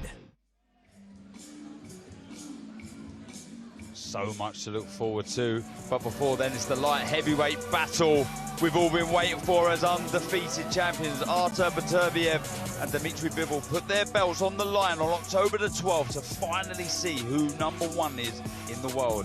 Another stacked fight card from Riyadh. That's live on DAZN. The return of Francis Ngannou versus Pereira, also his return to the cage, and another blockbuster fight in Jack Catterall and Regis Prograis, Saturday, October 6th. So much to look forward to here on DAZN, the home of boxing.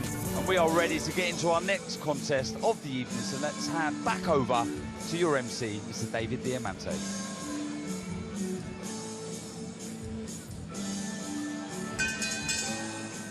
Ladies and gentlemen, our next contest, 6 rounds, lightweights. Set to make his ring walk, please welcome the tough Nicaraguan, Kevin Machete Trana. Well, I'll echo exactly what David Diamante said when he said tough Kevin Trana. 19 losses, but never been stopped. This man knows how to look after himself. He was on a great run of form up until March last year, where he was 15 wins out of 19 with 2 draws in there. But he was beaten by unbeaten Brad Strand. The wheels fell off and kind of fallen nicely, I may say, into the journeyman role. He's an opponent, but he teaches these young up-and-coming fighters an awful lot. He hangs around tough as old boots, and the game of professional boxing needs these kind of characters. 29 from Nicaragua, Kevin Trana.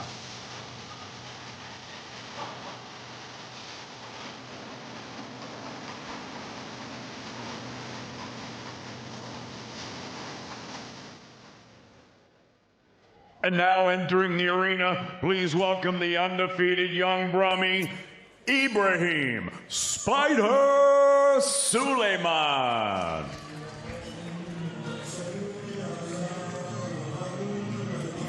Well, the Spider, Ibrahim Suleiman, has certainly announced himself on the pro scene with 4 Webby impressive displays, Barry. Pathetic.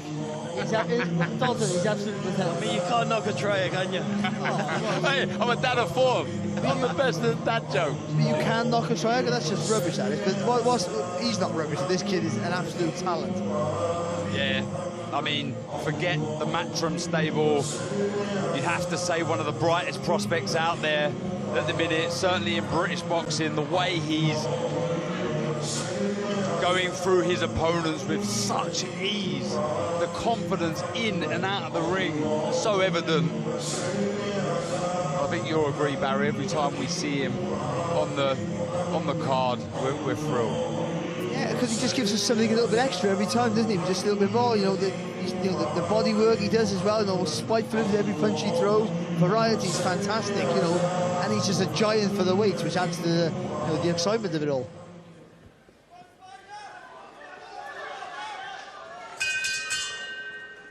Ladies and gentlemen, the action continues from Sheffield, England with a special lightweight attraction. It's all being brought to you courtesy of Mr. Eddie Hearn of Matchroom Boxing. We're sponsored by Betfred, Stagefront, Everlast, Forged Irish Stout, Apu.com, Riyadh Season, and Drip. Introducing your third man in the ring at the sound of the bell from Liverpool, scoring A-star referee, Mr. Mark Lyson. Now, ladies and gentlemen, 6 rounds of boxing scheduled in the lightweight division. Introducing first, fighting out of the red corner, he wears the blue trunks with the white trim. He scaled 9 stone, 9 pounds, 4 ounces. Professional record, 15 victories, 19 defeats, 3 draws, with 9 wins coming by way of knockout. Peleando desde Masaya, Nicaragua, Kevin Machete Trana. And his opponent across the ring fighting out of the blue corner. He wears the black with the pink trim. He scaled 9 stone, 5 pounds, 7 ounces. His young professional record thus far perfect. 4 fights, 4 victories, with 3 of them coming by way of knockout. Fighting out of Birmingham, England, here is the 4-time national champion, Ibrahim Spider Suleiman.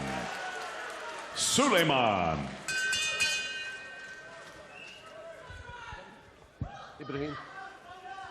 Okay, boys, you both know the rules. Want you to obey my commands. Tell you to break clean, defend yourselves at all times, boys. Good luck to you both. Well, Ibrahim Spider Suleiman taking part in his second 6-rounder in the penultimate fight here on Before the Bell at the Cannon Medical Arena in Sheffield. You've heard from myself and Barry. Dalton Smith, what have you made of Ibrahim Suleiman? Yeah, so I've seen quite a lot of Ibrahim, coming through the amateurs into the professionals, and I think his manager JK used to rave about him, and from everything I've seen, I think he's got everything. He's got the power, he's got the flair, he's got the ring IQ, and he's done plenty of sparring up at our gym as well, so I've seen him in that part of camp, so I'm very impressed with him. I think he's got a bright future ahead of him. Yeah, he's been very impressive as Suleiman. Really grabs the fight by the scruff of the neck every time he gets in there, looking to impress Barry. Yeah, he is, yeah. He's got one thing on his mind, hasn't he? He wants to get you finished, but again, like the theme of the night, actually. Not without thought. He's not going to make a silly mistake, swinging shots and losing his shape. He keeps his composure all the time. He uses advantage, uses what he got. The fast hands, fast feet, and long reach as well. So he tries to get you on the end of those shots. Yeah, the variation as well. Shots raining in from all angles. He'll start attacks at the body, then go back upstairs. Nice left to the body. He's thrown a couple of those. Just kept his feet in too long there, though, I think. He just got the clips. Didn't need to get his feet that close when you got the reach he got. Especially to throw a straight body shot, as Dalton will tell you. Yeah, stalking his man. Great concentration, heads coming together. Kevin Tranter, like I say, he's as tough as old boots, never been stopped in his 19 defeats. Looking to hold the centre of the ring, but I think Tranter can feel the body shots now. You know, Ibrahim keeps whipping him in, walking him on, and I've seen him wins a couple of times. You've seen it there. Thing. The elbows are wide, aren't they, of Tranter? The body shots are there, and he sensed that already. Smart guy, Suleiman, as they just tumble to the floor. That's just Suleiman's foot on just behind the lead foot there of Tranter. Yeah, likes to switch, Suleiman. Just in the southpaw stance now. I'm seeing he's poking out the right lead hand, looking for that left, and just subtly switches back to orthodox. Nice jab though to the body from Tranter. He's just on the wall trying onto a shot, isn't he? A shot. He's like just peppering that jab. I hope when he advances, but I think you got to make it a solid weapon. Yeah, as David Diamante said in introductions, a former 4-time national champion. So the pedigree's there. Wants to be the next star from Birmingham. Big show coming up on November 30th. They get down to action at the end of the first round. Your teammate, Dalton Smith, Sonny Edwards versus Galal Yafai. I'm sure Ibrahim Suleiman will be looking to get on that card. How's Sonny looking? Yeah, Sonny's looking good. I think it's going to be a very good fight.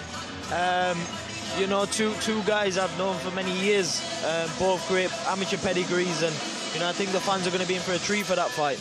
Yeah, what a brilliant night that promises to be. November 30th, live on DAZN from Birmingham. Sonny Edwards, former world champion, against former Olympic gold medalist Galal Yafai.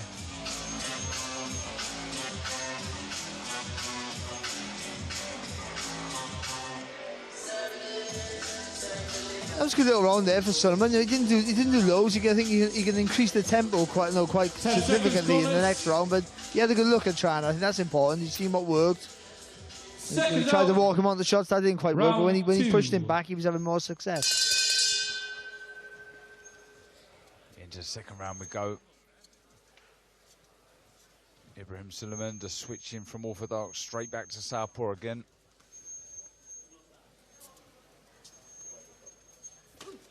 Beautiful jab. I couldn't tell you what he was more comfortable in, what stance. He really does box so nicely out of both. That was a lovely jab upstairs and a straight left to the body.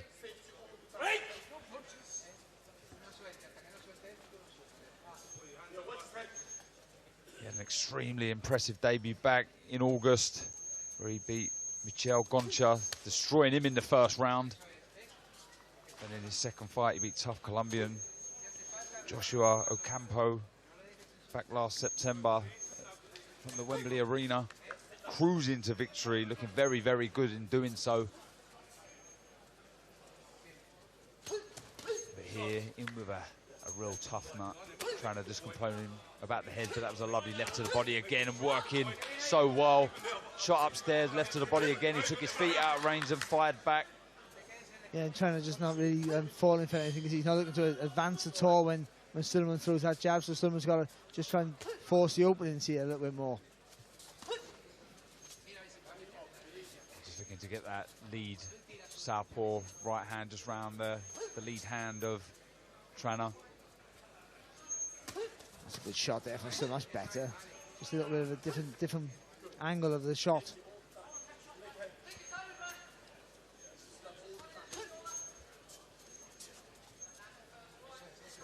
Apologies if you can hear a whistle in here. It's not myself, Barry or Dalton. It's your nose. Well, I did take some shots on it, Barry. Yeah, I know. Nice feints, looking for the openings, heads coming close together there. It can usually happen when southpaw versus orthodox. But he doesn't need to take that massive step because he got the reach. He doesn't need to get too close. So he theoretically should be able to throw from a safe place all the time if he keeps it long. Yeah, picking his moments well. Nice jabs from both stances. Not getting greedy, is he, Dalton? He's not letting too many shots go. Doing the right thing so far. That's it. I like the patience, taking his time. And I think you can see Trana is becoming negative now because he knows when he commits, Ibrahim's going to counter. A lovely body shot there. Yeah, changing the level so well. Looking for that left screw shot as well. Then coming back with the left hook. Yeah, when he's in full flow, Suleiman, he really is a joy to watch. I think I'd like to see Ibrahim go in a few more phases and trying to up Trana up, because you can see once he feints, he's just tucking up and waiting for the response. Yep, another one in the bag though for Ibrahim Suleiman. Like I said, only his second 6-rounder. Good work, Barry. Yeah, but I'd like to see him increase it now. I think he's found his range. He understands what Trana's doing. He fires back when you get close, but I think you want to use that, but you've got to throw him in a combination for him to fire back. The single shots, he's not falling for that. So if you throw 1, 2, 3, and then you can either just pivot off to the right or in the southpaw stance when he's had in that stance, or just slide back out the distance and then come back again really quickly. He describes himself as a future world champion on his social media, Ibrahim Suleiman, and with the talent, he wouldn't deny him the chance of 10 seconds, corners. The distance, but a long way to go yet, still learning. Seconds out. Round 3. Into the third round we go. Is there anything Trana can do to deter the work, the crisp work of Ibrahim Suleiman? But he's not going to do it, is he? That's the truth. He's not going to want to take that risk of walking onto a shot, so he's going to do what he's doing now, and he cover up and try and fire in between the punches of Suleiman. Oh, good work. Well, there's the tempo increase that you asked for, Dalton. Good work. Oh, it's a lovely left hand, lovely shot from Ibrahim Suleiman, who drops Kevin Trana with a lovely left. 4, 5, he spits his 6, gum shield out. 7, Kevin Trana 8. to bide more time, but that was a lovely shot. I tell you, we've got to be careful there, Suleiman. If he stays on the floor there, Trana stays on the floor, the referee's in a bit of a tricky position there. He's hit me with 2 big shots when he's on his knee. But the shot that put him down was a lovely shot. And his experience from Kevin Trana here, the gum shield spat out, just biding more time, just having a little word to his corner there, no doubt saying, yeah, it was a good shot, I felt that one. But I expect a very quick start here from Ibrahim Suleiman. Yeah, I think he can see the blood now. I think he'll up the tempo, but he just doesn't want to rush his work. He wants to take his time and not rush his work. The uppercut with the left hand he wants to throw. Oh, right hand over the lead hand of Kevin Trana. Good shot. He's really marching forward here. Ibrahim Suleiman. He senses the end could be close, in which would be a very, very impressive stoppage here. That's it. When he's walking forward and then his hands go, he's really good to watch, isn't he? Just see the nastiness in the combinations. Yeah, that's the word, the nastiness. Really, really does want to hurt his opponent with every shot he throws. Like Dalton Smith asked for as well, some more tempo in his work, and we've seen that here. Oh, good variation, jab to the body, right hand over the top. This is impressive stuff, Barry. Yeah, he felt that left hook there, Trana. That was good fire back though from him. I think that's what Ibrahim's opponents struggle with, the variation of the shots. You know, the way he switches, drops his shoulders and throws them from different angles. It's hard to anticipate where the shots are going to come from. He's got a minute to survive here, Trana. He looks steady, he looks fine, he's recovered for sure. Looks for a right hand over the top, gamely throwing back himself, but there's blood coming from the nose of the Nicaraguan. Just slips on the canvas there as he loads up with that left hand, Ibrahim Suleiman.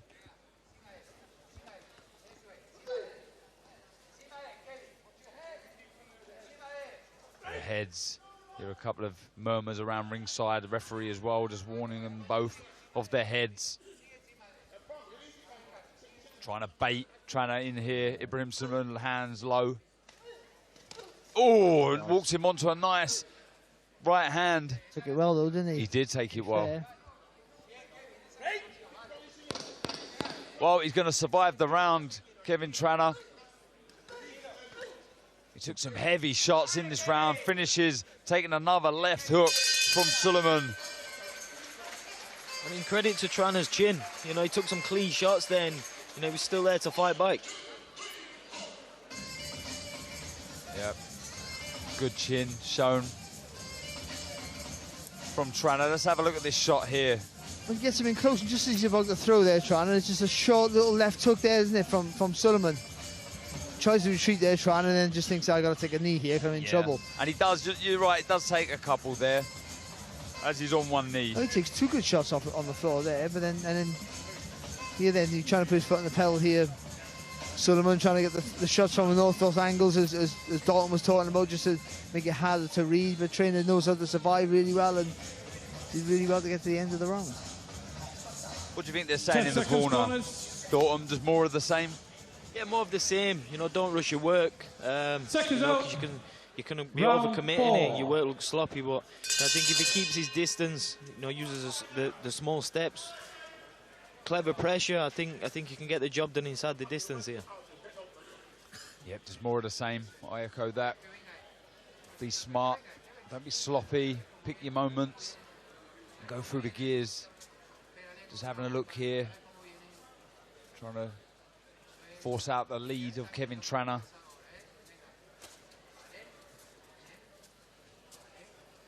He's trying to nullify the work, isn't he, of Spider Suleiman. Trying to, by getting close, just takes a low one there. Again, just biding a bit more time. Just crouching down. No, but his corner was telling him to go down. They were just shooting, no, go down, go down. If it hurts, it's within your rights to take that rest.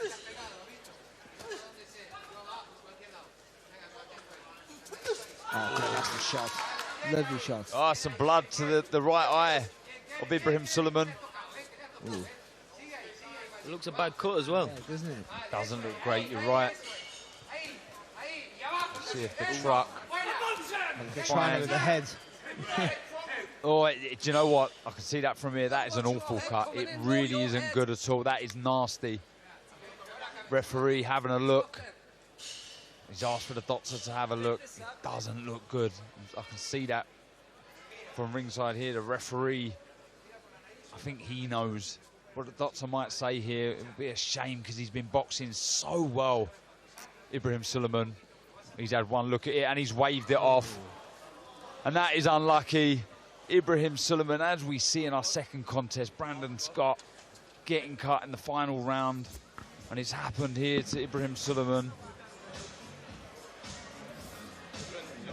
Well, I don't know what to say about that, Barry. It's awful, isn't it? It really is, but hopefully we can see where it happens here. Oh, just see that. I tell you what, they're on fire in the truck tonight. They are. They really are. Oh, and he went again, to be fair. He did go in again. And you can see the blood flowing straight away. He was looking for the left of the body, wasn't he, Ibrahim Suleiman? And the heads, but as they can do, come together, and it doesn't look good at all. The only positive sign is he wasn't with a shot, so because it was with a head, it'll go to the cards now, and that'll be a clear win for Suleiman. But no, if it would have been something else, then he gets beat by a stoppage, doesn't he? That's the problem. Yeah, it doesn't look great at all. Actually, it's awful. Will he be disappointed? Look, obviously there's that fight, or show rather. It was never announced. Well, it hasn't been announced that he was on the card, but November 30th in Birmingham, you would have thought that Ibrahim Suleiman, who does sell a ticket, would feature on that card, but now... Well, you blame you for that, because you mentioned him going on there earlier. Well, you told me to mention him, so Darren, indirectly, you'll get the blame. Superstitious people will blame you, I'll just say. Well, let's... I can just see David Diamante just looking... Dennis Gilmartin from the board, but he is ready now with the verdict. David Diamante, let's hand over to him now. Ladies and gentlemen, referee Mark Lyson calls a halt to this contest. The official time of the stoppage, 1 minute and 4 seconds.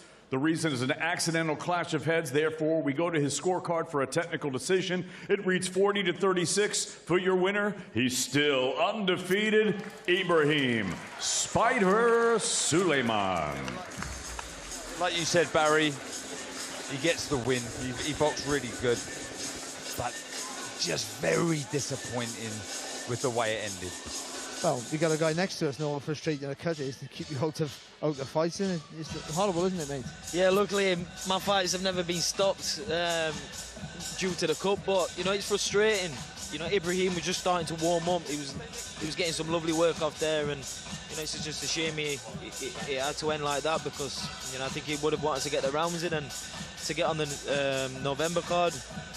You know, that's not the only downfall. Well, that's the one, isn't it? It's not so much the in the ring. It's what it means. Your career takes a little pause now, and you know what it's like. The momentum you were on to get that cut, you got to wait. Luckily, you got to fight soon. Hopefully, but I mean, just to get that cut, it just stops that journey a little bit longer. It just delays it a bit. Exactly, especially on the roll you were on, and certainly this young kid here as well. Exactly, I think especially at the stage Ibrahim is in his career, the main key is to be active. You want to be fighting every 2 months, or you know what, so it's just a bit of a shame, but it's the fight game, it's boxing, it happens. Yeah, he's just walking past us now at the commentary desk. It doesn't look good, it's a horrible cut. And just a reminder, live at 7 p.m. we go to the main card, and the top of the bill is a cracking fight between Rhiannon Dixon defending her world title against Terri Harper. We caught up with both during the build-up to this fight.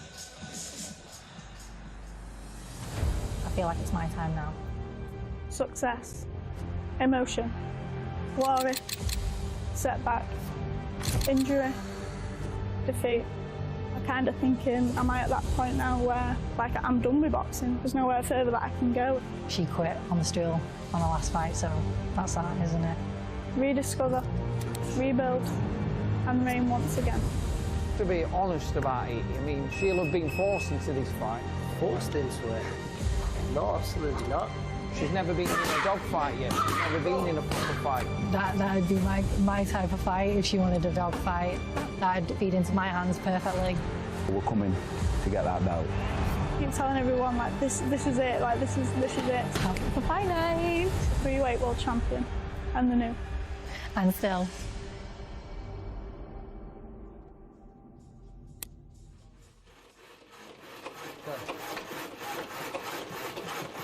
Keep going.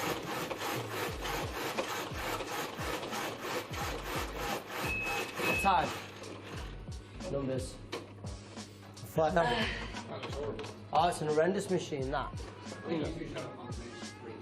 Me and Rhiannon? She'd fancy her chances, you know. Hi, Rachel. Oh, on this. It's been a while, like. Why have you got a second already? Stop cheating. You ready? Yeah. Go.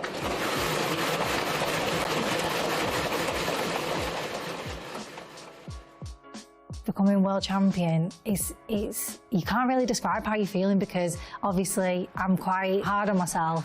Sometimes I just don't live in the moment and enjoy what I've achieved. Tremendous left hand, pinpoint from Rhiannon Dixon. Like, I was thinking about the fight and I was like, oh, I did this wrong, did that wrong, and is he joking?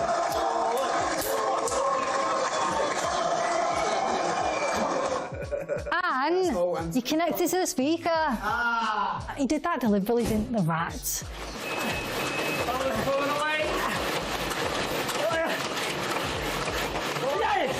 Beat her up in sparring yesterday.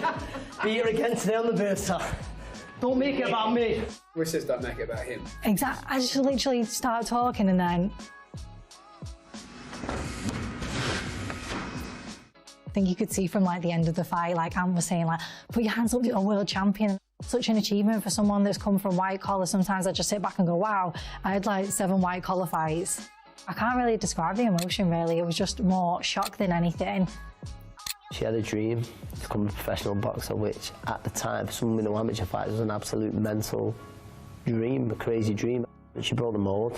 She achieved that dream of becoming a world champion, but I still believe there's so much more she can and she will do. Good or bad time to fight Terri Harper? That's a tricky one, that, because I believe that Terri's got an awful lot to prove, and that probably sounds a little bit disrespectful when she's achieved what she has. She's a lot better than she's shown last time out. Terry's last performance, I don't really take anything from it. It didn't look like Terri Harper on the night. As a fighter, that's the most confident I've ever gone into a fight. It was just one of those fights where it didn't work out. I never got into the fight. And the main reason for that, looking back now, is just the size difference. She was just too big and too strong. Defeat comes in boxing. It's the cycle. Defeat comes with it. But when you've got a relationship like you have with fighters, especially the one I have with Terry, it's like it does it hard. For the last year, I've never thought about life after boxing as much as what I have done. I'm kind of thinking, am I at that point now where, like, I'm done with boxing? Like, there's nowhere further that I can go. But then I sit back and think, I've been fighting for the last 2 years, not at my natural weight. Got in touch with my amateur coach, Paul Rose, and see if he wanted to join the team and just bring something a little bit different, a bit of freshness into it, and have another go at becoming 3-weight world champion. Her performances in the last couple, they've not really reflect who Terri Harper is, because she's up in these weights where she shouldn't really be. She's back down at lightweight now and looking absolutely awesome. This is her category, and we're coming to get that world title. She says that she's a natural lightweight, so we're probably going to get the best Terri Harper now. She's carrying power back down from the higher weights, and she's looking phenomenal. I think it really is the last roll of the dice, this one. Let's go! Come on, T! Come on, push it now! That's the way, three-time world champ! And the new! Well, that is tonight's top of the bill. What a brilliant fight, Rhiannon Dixon versus Terri Harper for the world title. But we are ready for our final fight here on Before the Bell. So let's hand over to your MC, Mr. David Diamante. Ladies and gentlemen from Sheffield, England, we are set to go with a special bantamweight attraction. Now entering the arena, please welcome Kelvin, the Magic Majid.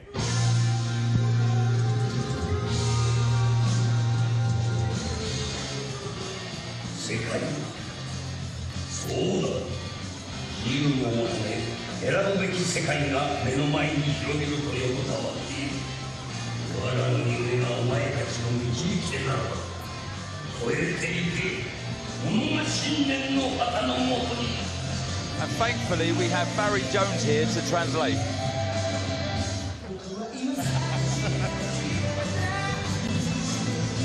I can only translate it into Welsh, unfortunately. Well, there he is, tough Frenchman, Kelvin Majid. Came into his last fight as an unknown quantity and he took on Muhammad Ali, the young sharpshooter from Leicester, and he showed us exactly what he was all about. It's a well-earned draw that's given him the opportunity here to fight on another Matchroom card.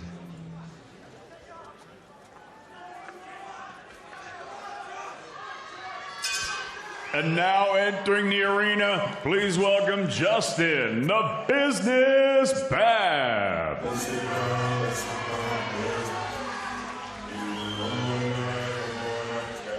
Well, here is the very popular ticket-selling Josh Babb, former decent amateur, ABA finalist, won the Tri-Nations. He's coming into this fight very, very confident. If anything, he has a slight advantage over Muhammad Ali in the sense that he was an unknown quantity, Kelvin Majid, before that fight with Muhammad Ali, but he's obviously been able to see that fight with Ali, so he knows what Majid's all about, but this is a brilliant fight on paper. Ladies and gentlemen from Sheffield, England, live on DAZN, we are set to go with our next bout of the evening, and it's all being brought to you courtesy of Mr. Eddie Hearn of Matchroom Boxing. We're sponsored tonight by Betfred, Stagefront, Everlast, Forged Irish Stout, Apu.com, Riyadh Season, and Drip. Introducing your third man in the ring at the sound of the bell from Doncaster, A-star referee, Mr. Michael Alexander. And now, ladies and gentlemen, 6 rounds of boxing scheduled in the bantamweight division. Introducing first, fighting out of the red corner, he wears the gray with the white trim. He scaled 8 stone 7 pounds, bang on. Professional record, 2 victories, 1 defeat, and 1 draw. He fights out of Elincourt, France. Please welcome Kelvin, the Magic Majid. Majid. And his opponent across the ring fighting out of the blue corner. He wears black with orange and silver trim. He weighed 8 stone 7 pounds 7 ounces.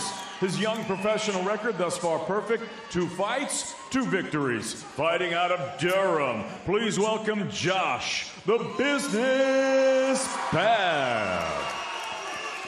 Bab. Josh. Well, as you both know the rules, so let's just have a good, clean fight, okay? Most of all, remember to defend yourselves at all times, okay? Touch close. But here we go, the final fight on what has been a brilliant before the bell segment here from the Cannon Medical Arena here in Sheffield. Josh Babb versus Kelvin Majid in the bantamweight division. Promises to be a cracker. Seconds out, round 1. Yeah, Babb in the black and orange shorts. Majid, the blue and white. High guard, exactly how he fought against Muhammad Ali. Stalked his man, didn't he, Barry? Yeah, well, that's what he does. He got this high guard here, and he closes it up, he walks you down, and then he explodes in combinations when he gets close. So the idea is just to hit him solid without wasting too much energy. When he gets close, you got to use your feet. And not like Ali tried to be a little bit too elaborate with it and move, dance around too much, and he just chased you down. But if you pivot around that circle around the body, it keeps you close. You just got to turn. He can't rush you then. Quite bullish at the press conference. Josh Babb saying looking to put on a clinical display, and it could even be a stoppage. Working well there, finishing lovely with the left hook. Nice, smooth display there. Yeah, Dorton, impressive start. Yeah, impressive start. You know, putting his shots together. You know, he's not loading up, and another right hand there. You know, he's picking his shots well. Oh, he's backing up what he said, Barry, at the press conference. Yeah, but also, like I was saying about that circle around the body, he's staying close, isn't he? So he's throwing the shot and just having that semicircle, just arcing around the body there, rather than retreat too much. Yeah, boxing really, really well. I can say he got to the ABA finals, Barry, won the Haringey Box Cup. But we know Magic, know what he's like. He'll cover up, absorb all this if he can. But as the rounds go on, he'll just increase the pressure. Doubling up with the right hand. Like I've heard you say many a times, Barry, if you're having success, throw it again, and he's done exactly that. That's really good. They're trying the elbow right through the middle end of the shot. He's boxing really, really well here. Like I said at the press conference, said it's going to be a clinical display. He knows the opportunity that is in front of him here in Sheffield. Yeah, the movement's fantastic, isn't it? Yeah, I think that's been the most impressive thing right now. And the variation with shots, Dalton, very, very impressive. I think Babb's found his range, you know, very early on. And for only his second professional fight, and, you know, I don't even think he started off with a 4-rounder. He's both been 6-rounders. You know, very mature performance, and I just like the way he started this fight. Yeah, it's positive, isn't it? He just took the centre of the ring straight away. Yeah, it is indeed his shot. Third 6-rounder, started on 6 rounds. What's your take on debutants starting over 6 rounds? I know Dalton Smith bottled it and went straight into 4s. Oh yeah, I went 6. So you go. So did I. It's good that Barry's in the middle of it, isn't it? It's soft nowadays, isn't it? It is what it is, isn't it? You just want to get in there and do the, you know, just get the experience. Oh, beautiful right hand. That's a lovely opening round there from Josh Babb. Punches his hands together as he sits down in the blue corner. He'd be very happy, so would the team of that opening round. Oh, they'd be over the moon with that. I think he came up really positively, took the centre of the ring, and even when Magic tried to walk him down, that we just moved that semicircle around the body, found angles for different shots all the time. Look at that little turn of the shoulder there, just because on the outside, the blind side, if you will, of that left hand there of Majid, throws that right hand over the top, but then finishes it up as well with more shots, not just picking the one shot and admiring his own work. He lands with a good shot. If he doesn't move, he looks to fire back again. I thought that was a really good display. A brilliant balance there, Thornton. As he threw that right hand at the end, it was a lovely, well-executed shot. Yeah, good balance. It didn't fall over his feet. Corners, 10 seconds. I was very impressed with that start to the fight. Very, very impressive Seconds opening out, round against round tough two. Kelvin Majid, who, like I mentioned before, took on unbeaten Muhammad Ali and ended up coming away with a draw. And I must say, Muhammad Ali started their contest very sharply and he grew into the fight, Majid, so that's something Bab will have to be aware of. You see it now here with Majid, he's trying to increase the pace here, a little bit more pressure, trying to let his hands go a little bit more frequent. But gaps appear with there, so that might suit Bab. And it may suit Bab with the fleet-footed movement that we've seen already of him. It may suit him even more with the physical presence of Majid coming forward. You can skip side to side and make your opponent look silly. So let's see if he can get that into play. But the intent from the Frenchman. I mean, Majid, he's come out this round, he's had a little bit more success, so, let's not write him off too soon. Oh, he takes a right hand there as he looks to throw his left. Majid tucks up well, Bab. Good feet there from Bab, there, not just little small steps away.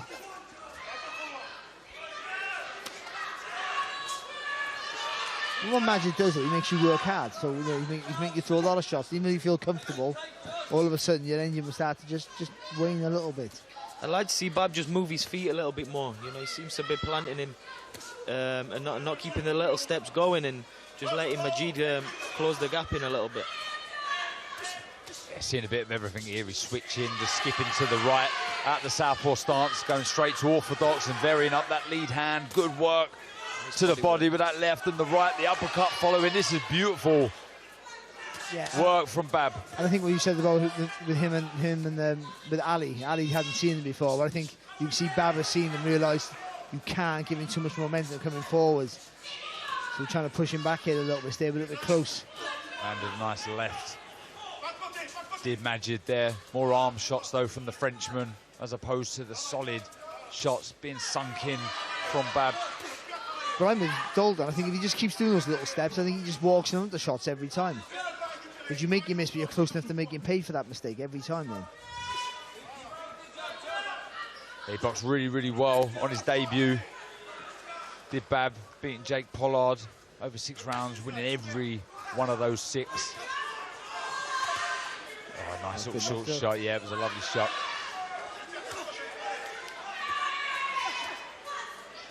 A lot of pressure from Bab, as there is Majid, but it's just constant. Even if he's on the back foot, he's always busy with the hands.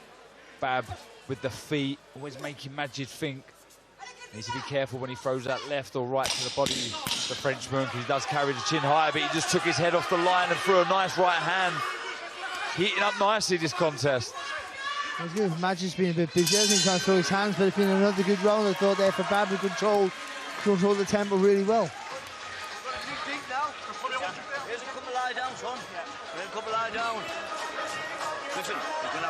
Another good round for Bab. But these sort of fights, Thornton, you just learn bundles, don't you? Yeah, this is where you learn the most. Especially getting the rounds under your belt. You're learning the different tempos. It's not the amateurs no more, so you can't just, 3 rounds, it's done. You've got to learn to adapt, change, because after a couple of rounds, if you're in there with an intelligent opponent, he's going to change the way he approaches it. So then you've got to come with a different game plan. More of the same, Barry. Yeah, I do think I preferred what Dalton was saying. We'll just keep those little moves with the feet, just so you can overreach and counter. So I thought he showed a bit of strength there, and if he's strong enough to do that and push Majid back, that takes away the magic of Majid. Then he's fighting. He hasn't got that full momentum, and it reduces the weight in his punches. We're into the third of this 6-rounder. Majid in the blue, Bab in the black and orange. Boxing really, really nice, showing us brilliant variation against the tough Kelvin Majid from France. Good head movement. Yeah, he's nice and controlled here, isn't he? Good shot. Again, start rolling from one side to the other. It's only a small movement, but it gives him a whole new angle of attack. He's boxing really well here. He's showing us a bit of everything. Really enjoying himself in there against a really tough opponent. Lovely jab. Switches nicely, doesn't he? Doesn't stay square on too long, does it? With such ease. Spending a little bit too much time on the ropes here. Good work from Majid. Yeah, but even though it was good work from Majid, still Bab never panicked and just turned him. Yeah, and the way he turned him, put the Frenchman straight under pressure. Good roll under the left hook from Majid. Good uppercut there from Majid as well, knocking the head back there to Bab. Oh, he's looking strong here, Bab. Really fancies this. He's fighting back though gamely, Majid. He's under a lot of pressure here. He likes to be the aggressor. We see that against Muhammad Ali, Majid, but he's not here. Bab on the front foot, pushing Majid back almost into that neutral corner. Impressive stuff, Dalton. Yeah, impressive stuff. I like the way he can he sit in the pocket, not panic, and you know, defend, roll the shoulders, and come back with his own work. And you know, look, it's very destructive. It's slowing Majid down. A lovely left hook there, right hand from Bab. Again, just pushing Majid back, and it just reduces the power, and also just makes him a little bit more readable. And that's where Bab's just finding the gaps. Jab upstairs, drop the right to the body, then back up with the left hook. Yeah, the left hook was a beautiful shot. He really was changing the level so well. Doesn't know where they're coming in from at the minute, Majid. Just standing in front of Majid. He could step either side to side here, Bab, but again, showing us physical strength. The inside work from Bab, you know, he doesn't give much away. As soon as he's thrown, he's straight, his arms are straight back in defence. Again there, right on Majid, straight away there. Good, really good work. Busy round as well, this. Yeah, it has been a busy round. So how will his conditioning be? Because Majid, as we see, as he walks onto right hand there, the Frenchman, he will keep coming, Barry. But when you're controlling the pace, it's a lot easier, even if it is a high pace. If it's just you're doing, you're deciding when you go, when you don't go, so that it makes it a little bit easier for you to maintain this sort of level of work.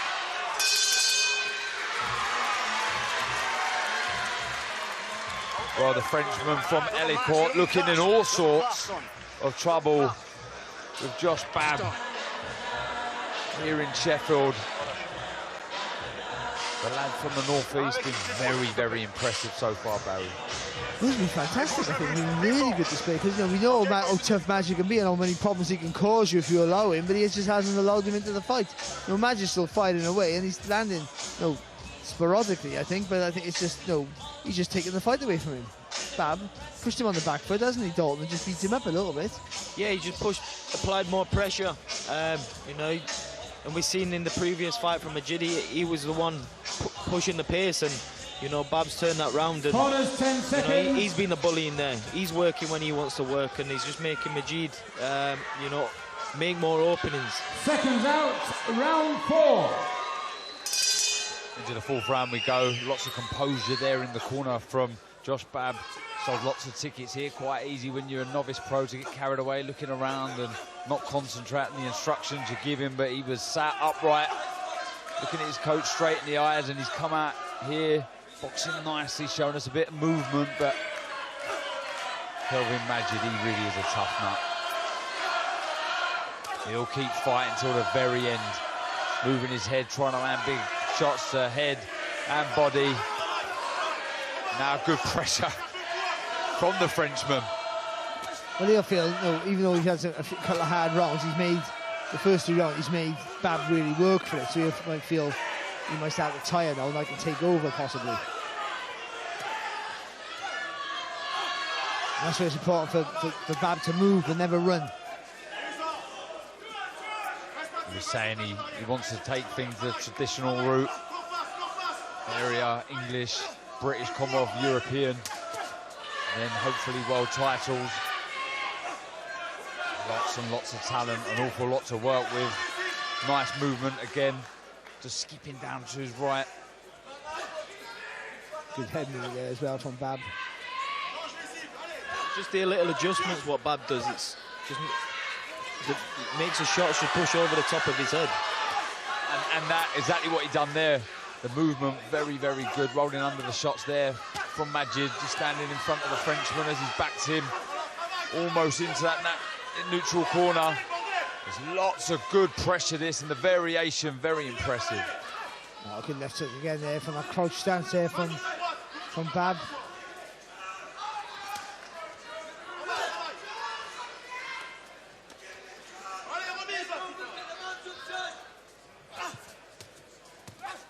Oh, good right hand there from Majid. Yeah, he just dropped the left hand low.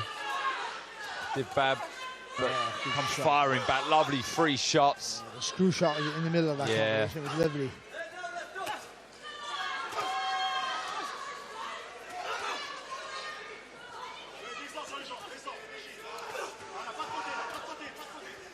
He's made it a hard run for Majid again, hasn't he? Do you know what? When the previous fights I've seen of Bab, I thought he'd move, he'd be smart. When he said at the press conference he'll look for the stoppage here, it'd be a clinical display.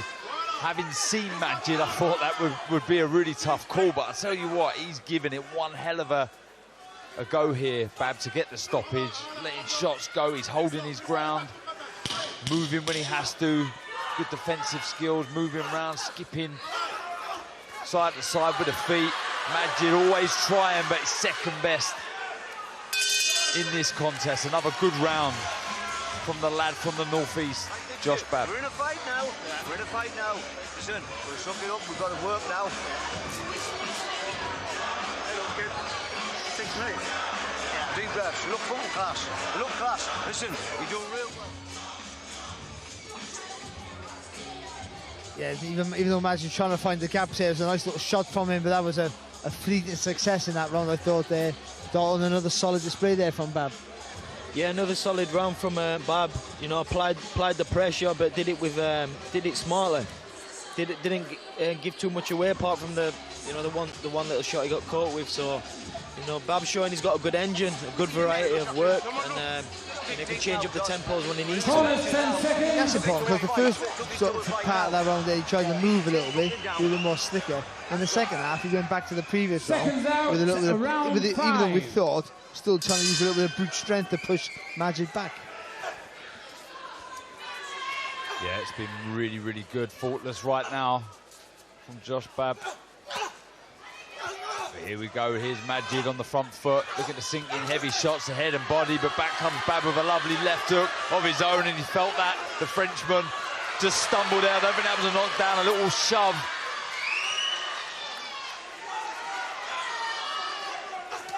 Oh, he just takes a right hand, a lovely shot. This is really good boxing from Bab. Aggressive stuff, looking for the counters over the lazy shots. He's had it through the middle. He tried it there, Bab. He just needs to lift that head out of that guard. Just rip that up through the middle, come back with the left hook. And then go down to the body. Work to the right-hand side of Bab with that left hand, Majid. He's just happy just to sit there, Bab, tuck up, slip and slide, roll under the shots and fire back with his own shots to the body. There was a nice right, but there's that left uppercut again from Majid. Just takes a step back, Bab. He's showing his toughness here, Majid. He's still firing a good uppercut there from him there, just trying to push Bab back. It's the only way he knows how to fight, isn't it? I mean, you can't knock his heart. He's took some hammer here, he's took some big shots, and he's always replied with a response of his own. He's a brilliant opponent for these young fighters coming through. I mean, he's not here to lose, he's here to win. Mark my words, Kelvin Majid always leaves it in the ring. Good little spell here, Majid. Yeah, sunk in some heavy shots to the body. Good shot. Will Bab respond? He's moving nicely on the back foot, just opts to hold his feet here and lean on the ropes. Never looks under any threat at all, just moving away to his right now. But will he respond with any aggression moving forward himself, Bab? Oh, good jab there from Bab. Stopping Majid in his tracks. Yeah, now we're seeing him hold his feet, trying to push Majid back, just stabbing the right to the body. Bab. Been not busy in this round though, Majid.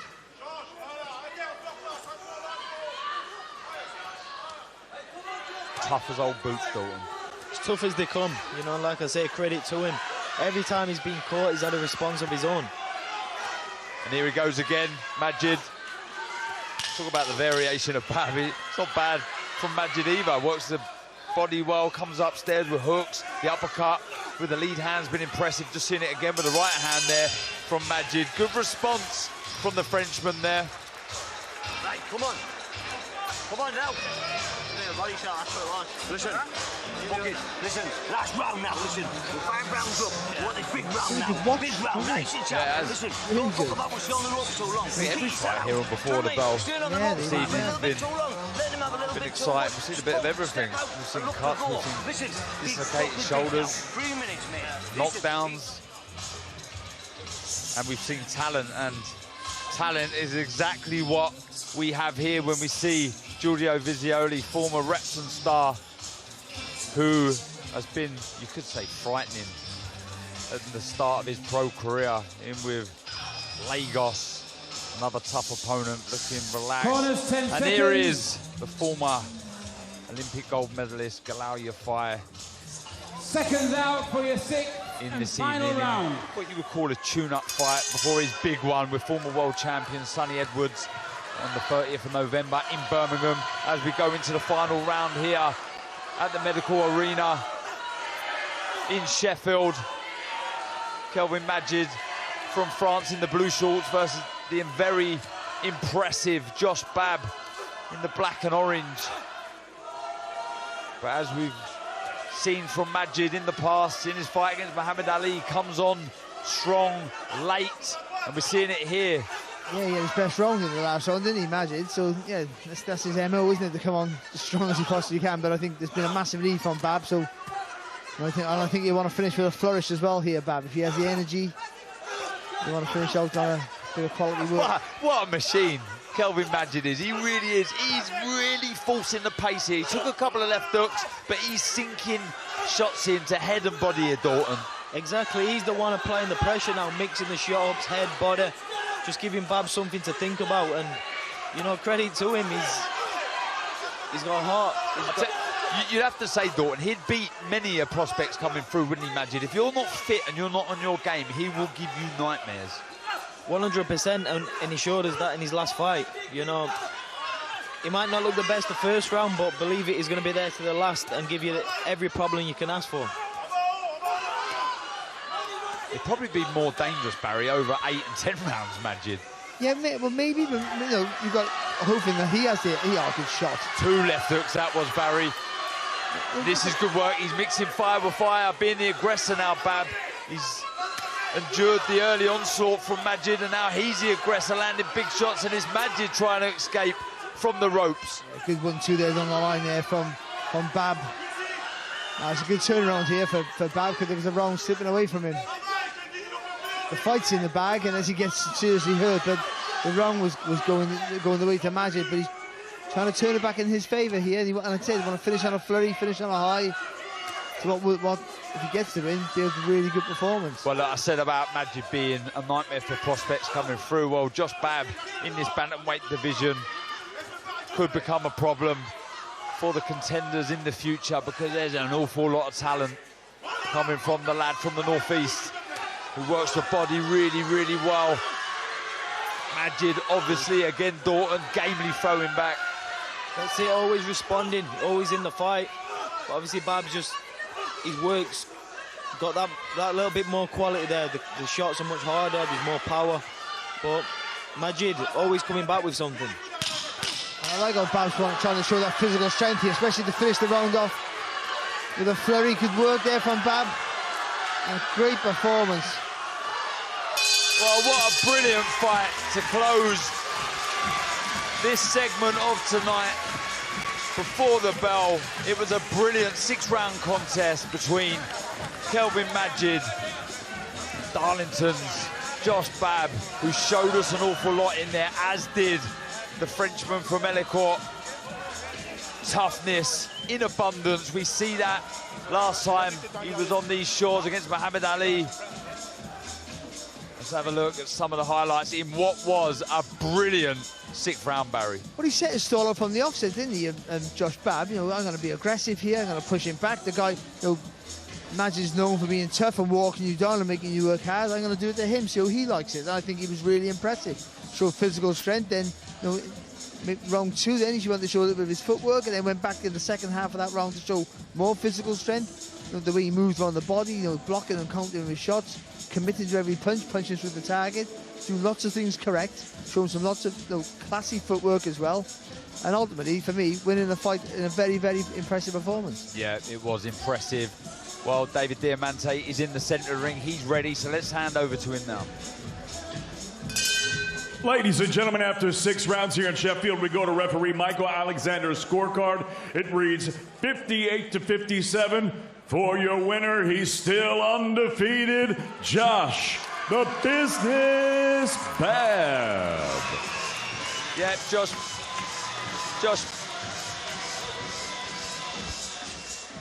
Yeah, impressive performance. Josh Babb goes to 3-0 in a brilliant test against tough Frenchman Kelvin Majid. That really was an entertaining contest from start to finish. The 6th round probably the most exciting of them all.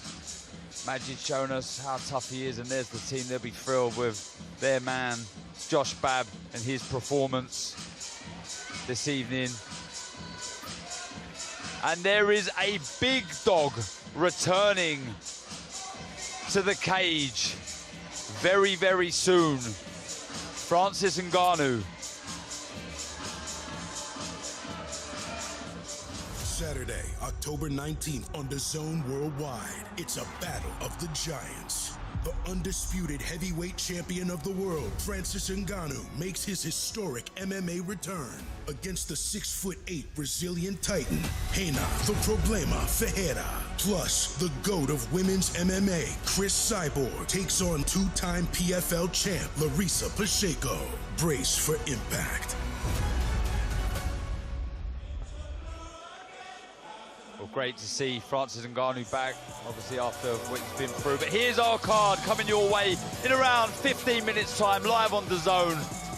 The very talented Giorgio Vizioli in with Diego Lagos, the Olympic gold medalist Galao Yafai in with Daniel Ozorako, George Liddard against Georgie Davis. That really is a brilliant fight in the middleweight division. And the return of Peter McGraw versus former British and Commonwealth champion Brad Foster. Then the WBO World Lightweight title between Rhiannon Dixon, the champion, and Terri Harper, former 2-time world champion. That is coming your way at 7 p.m. live on DAZN. Tell you what, lads, that was a very, very, very good before the bell. One of the best I think we've had. Yeah, I think really enjoyed it, wasn't it? And everything, loads of skill, excitement, plenty of blood, let's be honest, more than what we wanted. But yeah, all in all, I think everyone performed really well. Even the away fighters performed really well. They made it for a really good fight. Yeah, I agree. Definitely saw the blood, that's for sure, didn't we? Your pick on the main card tonight, Thornton? On the main card, I think it's going to be, I think it's going to be a very good fight. Obviously, I think Terry said it's the last roll of the dice for her, so I think we are going to see that little bit more from her. But Rhiannon, she's young, she's fresh, she's coming in as champion, and she's not going to want to give that up easy. So, you know, me, it's hard to pick for me, but you know, maybe the youngness of Rhiannon is going to come through. Yeah, good to see Pete McGraw in with a solid opponent in Brad Foster, former British and Commonwealth champion.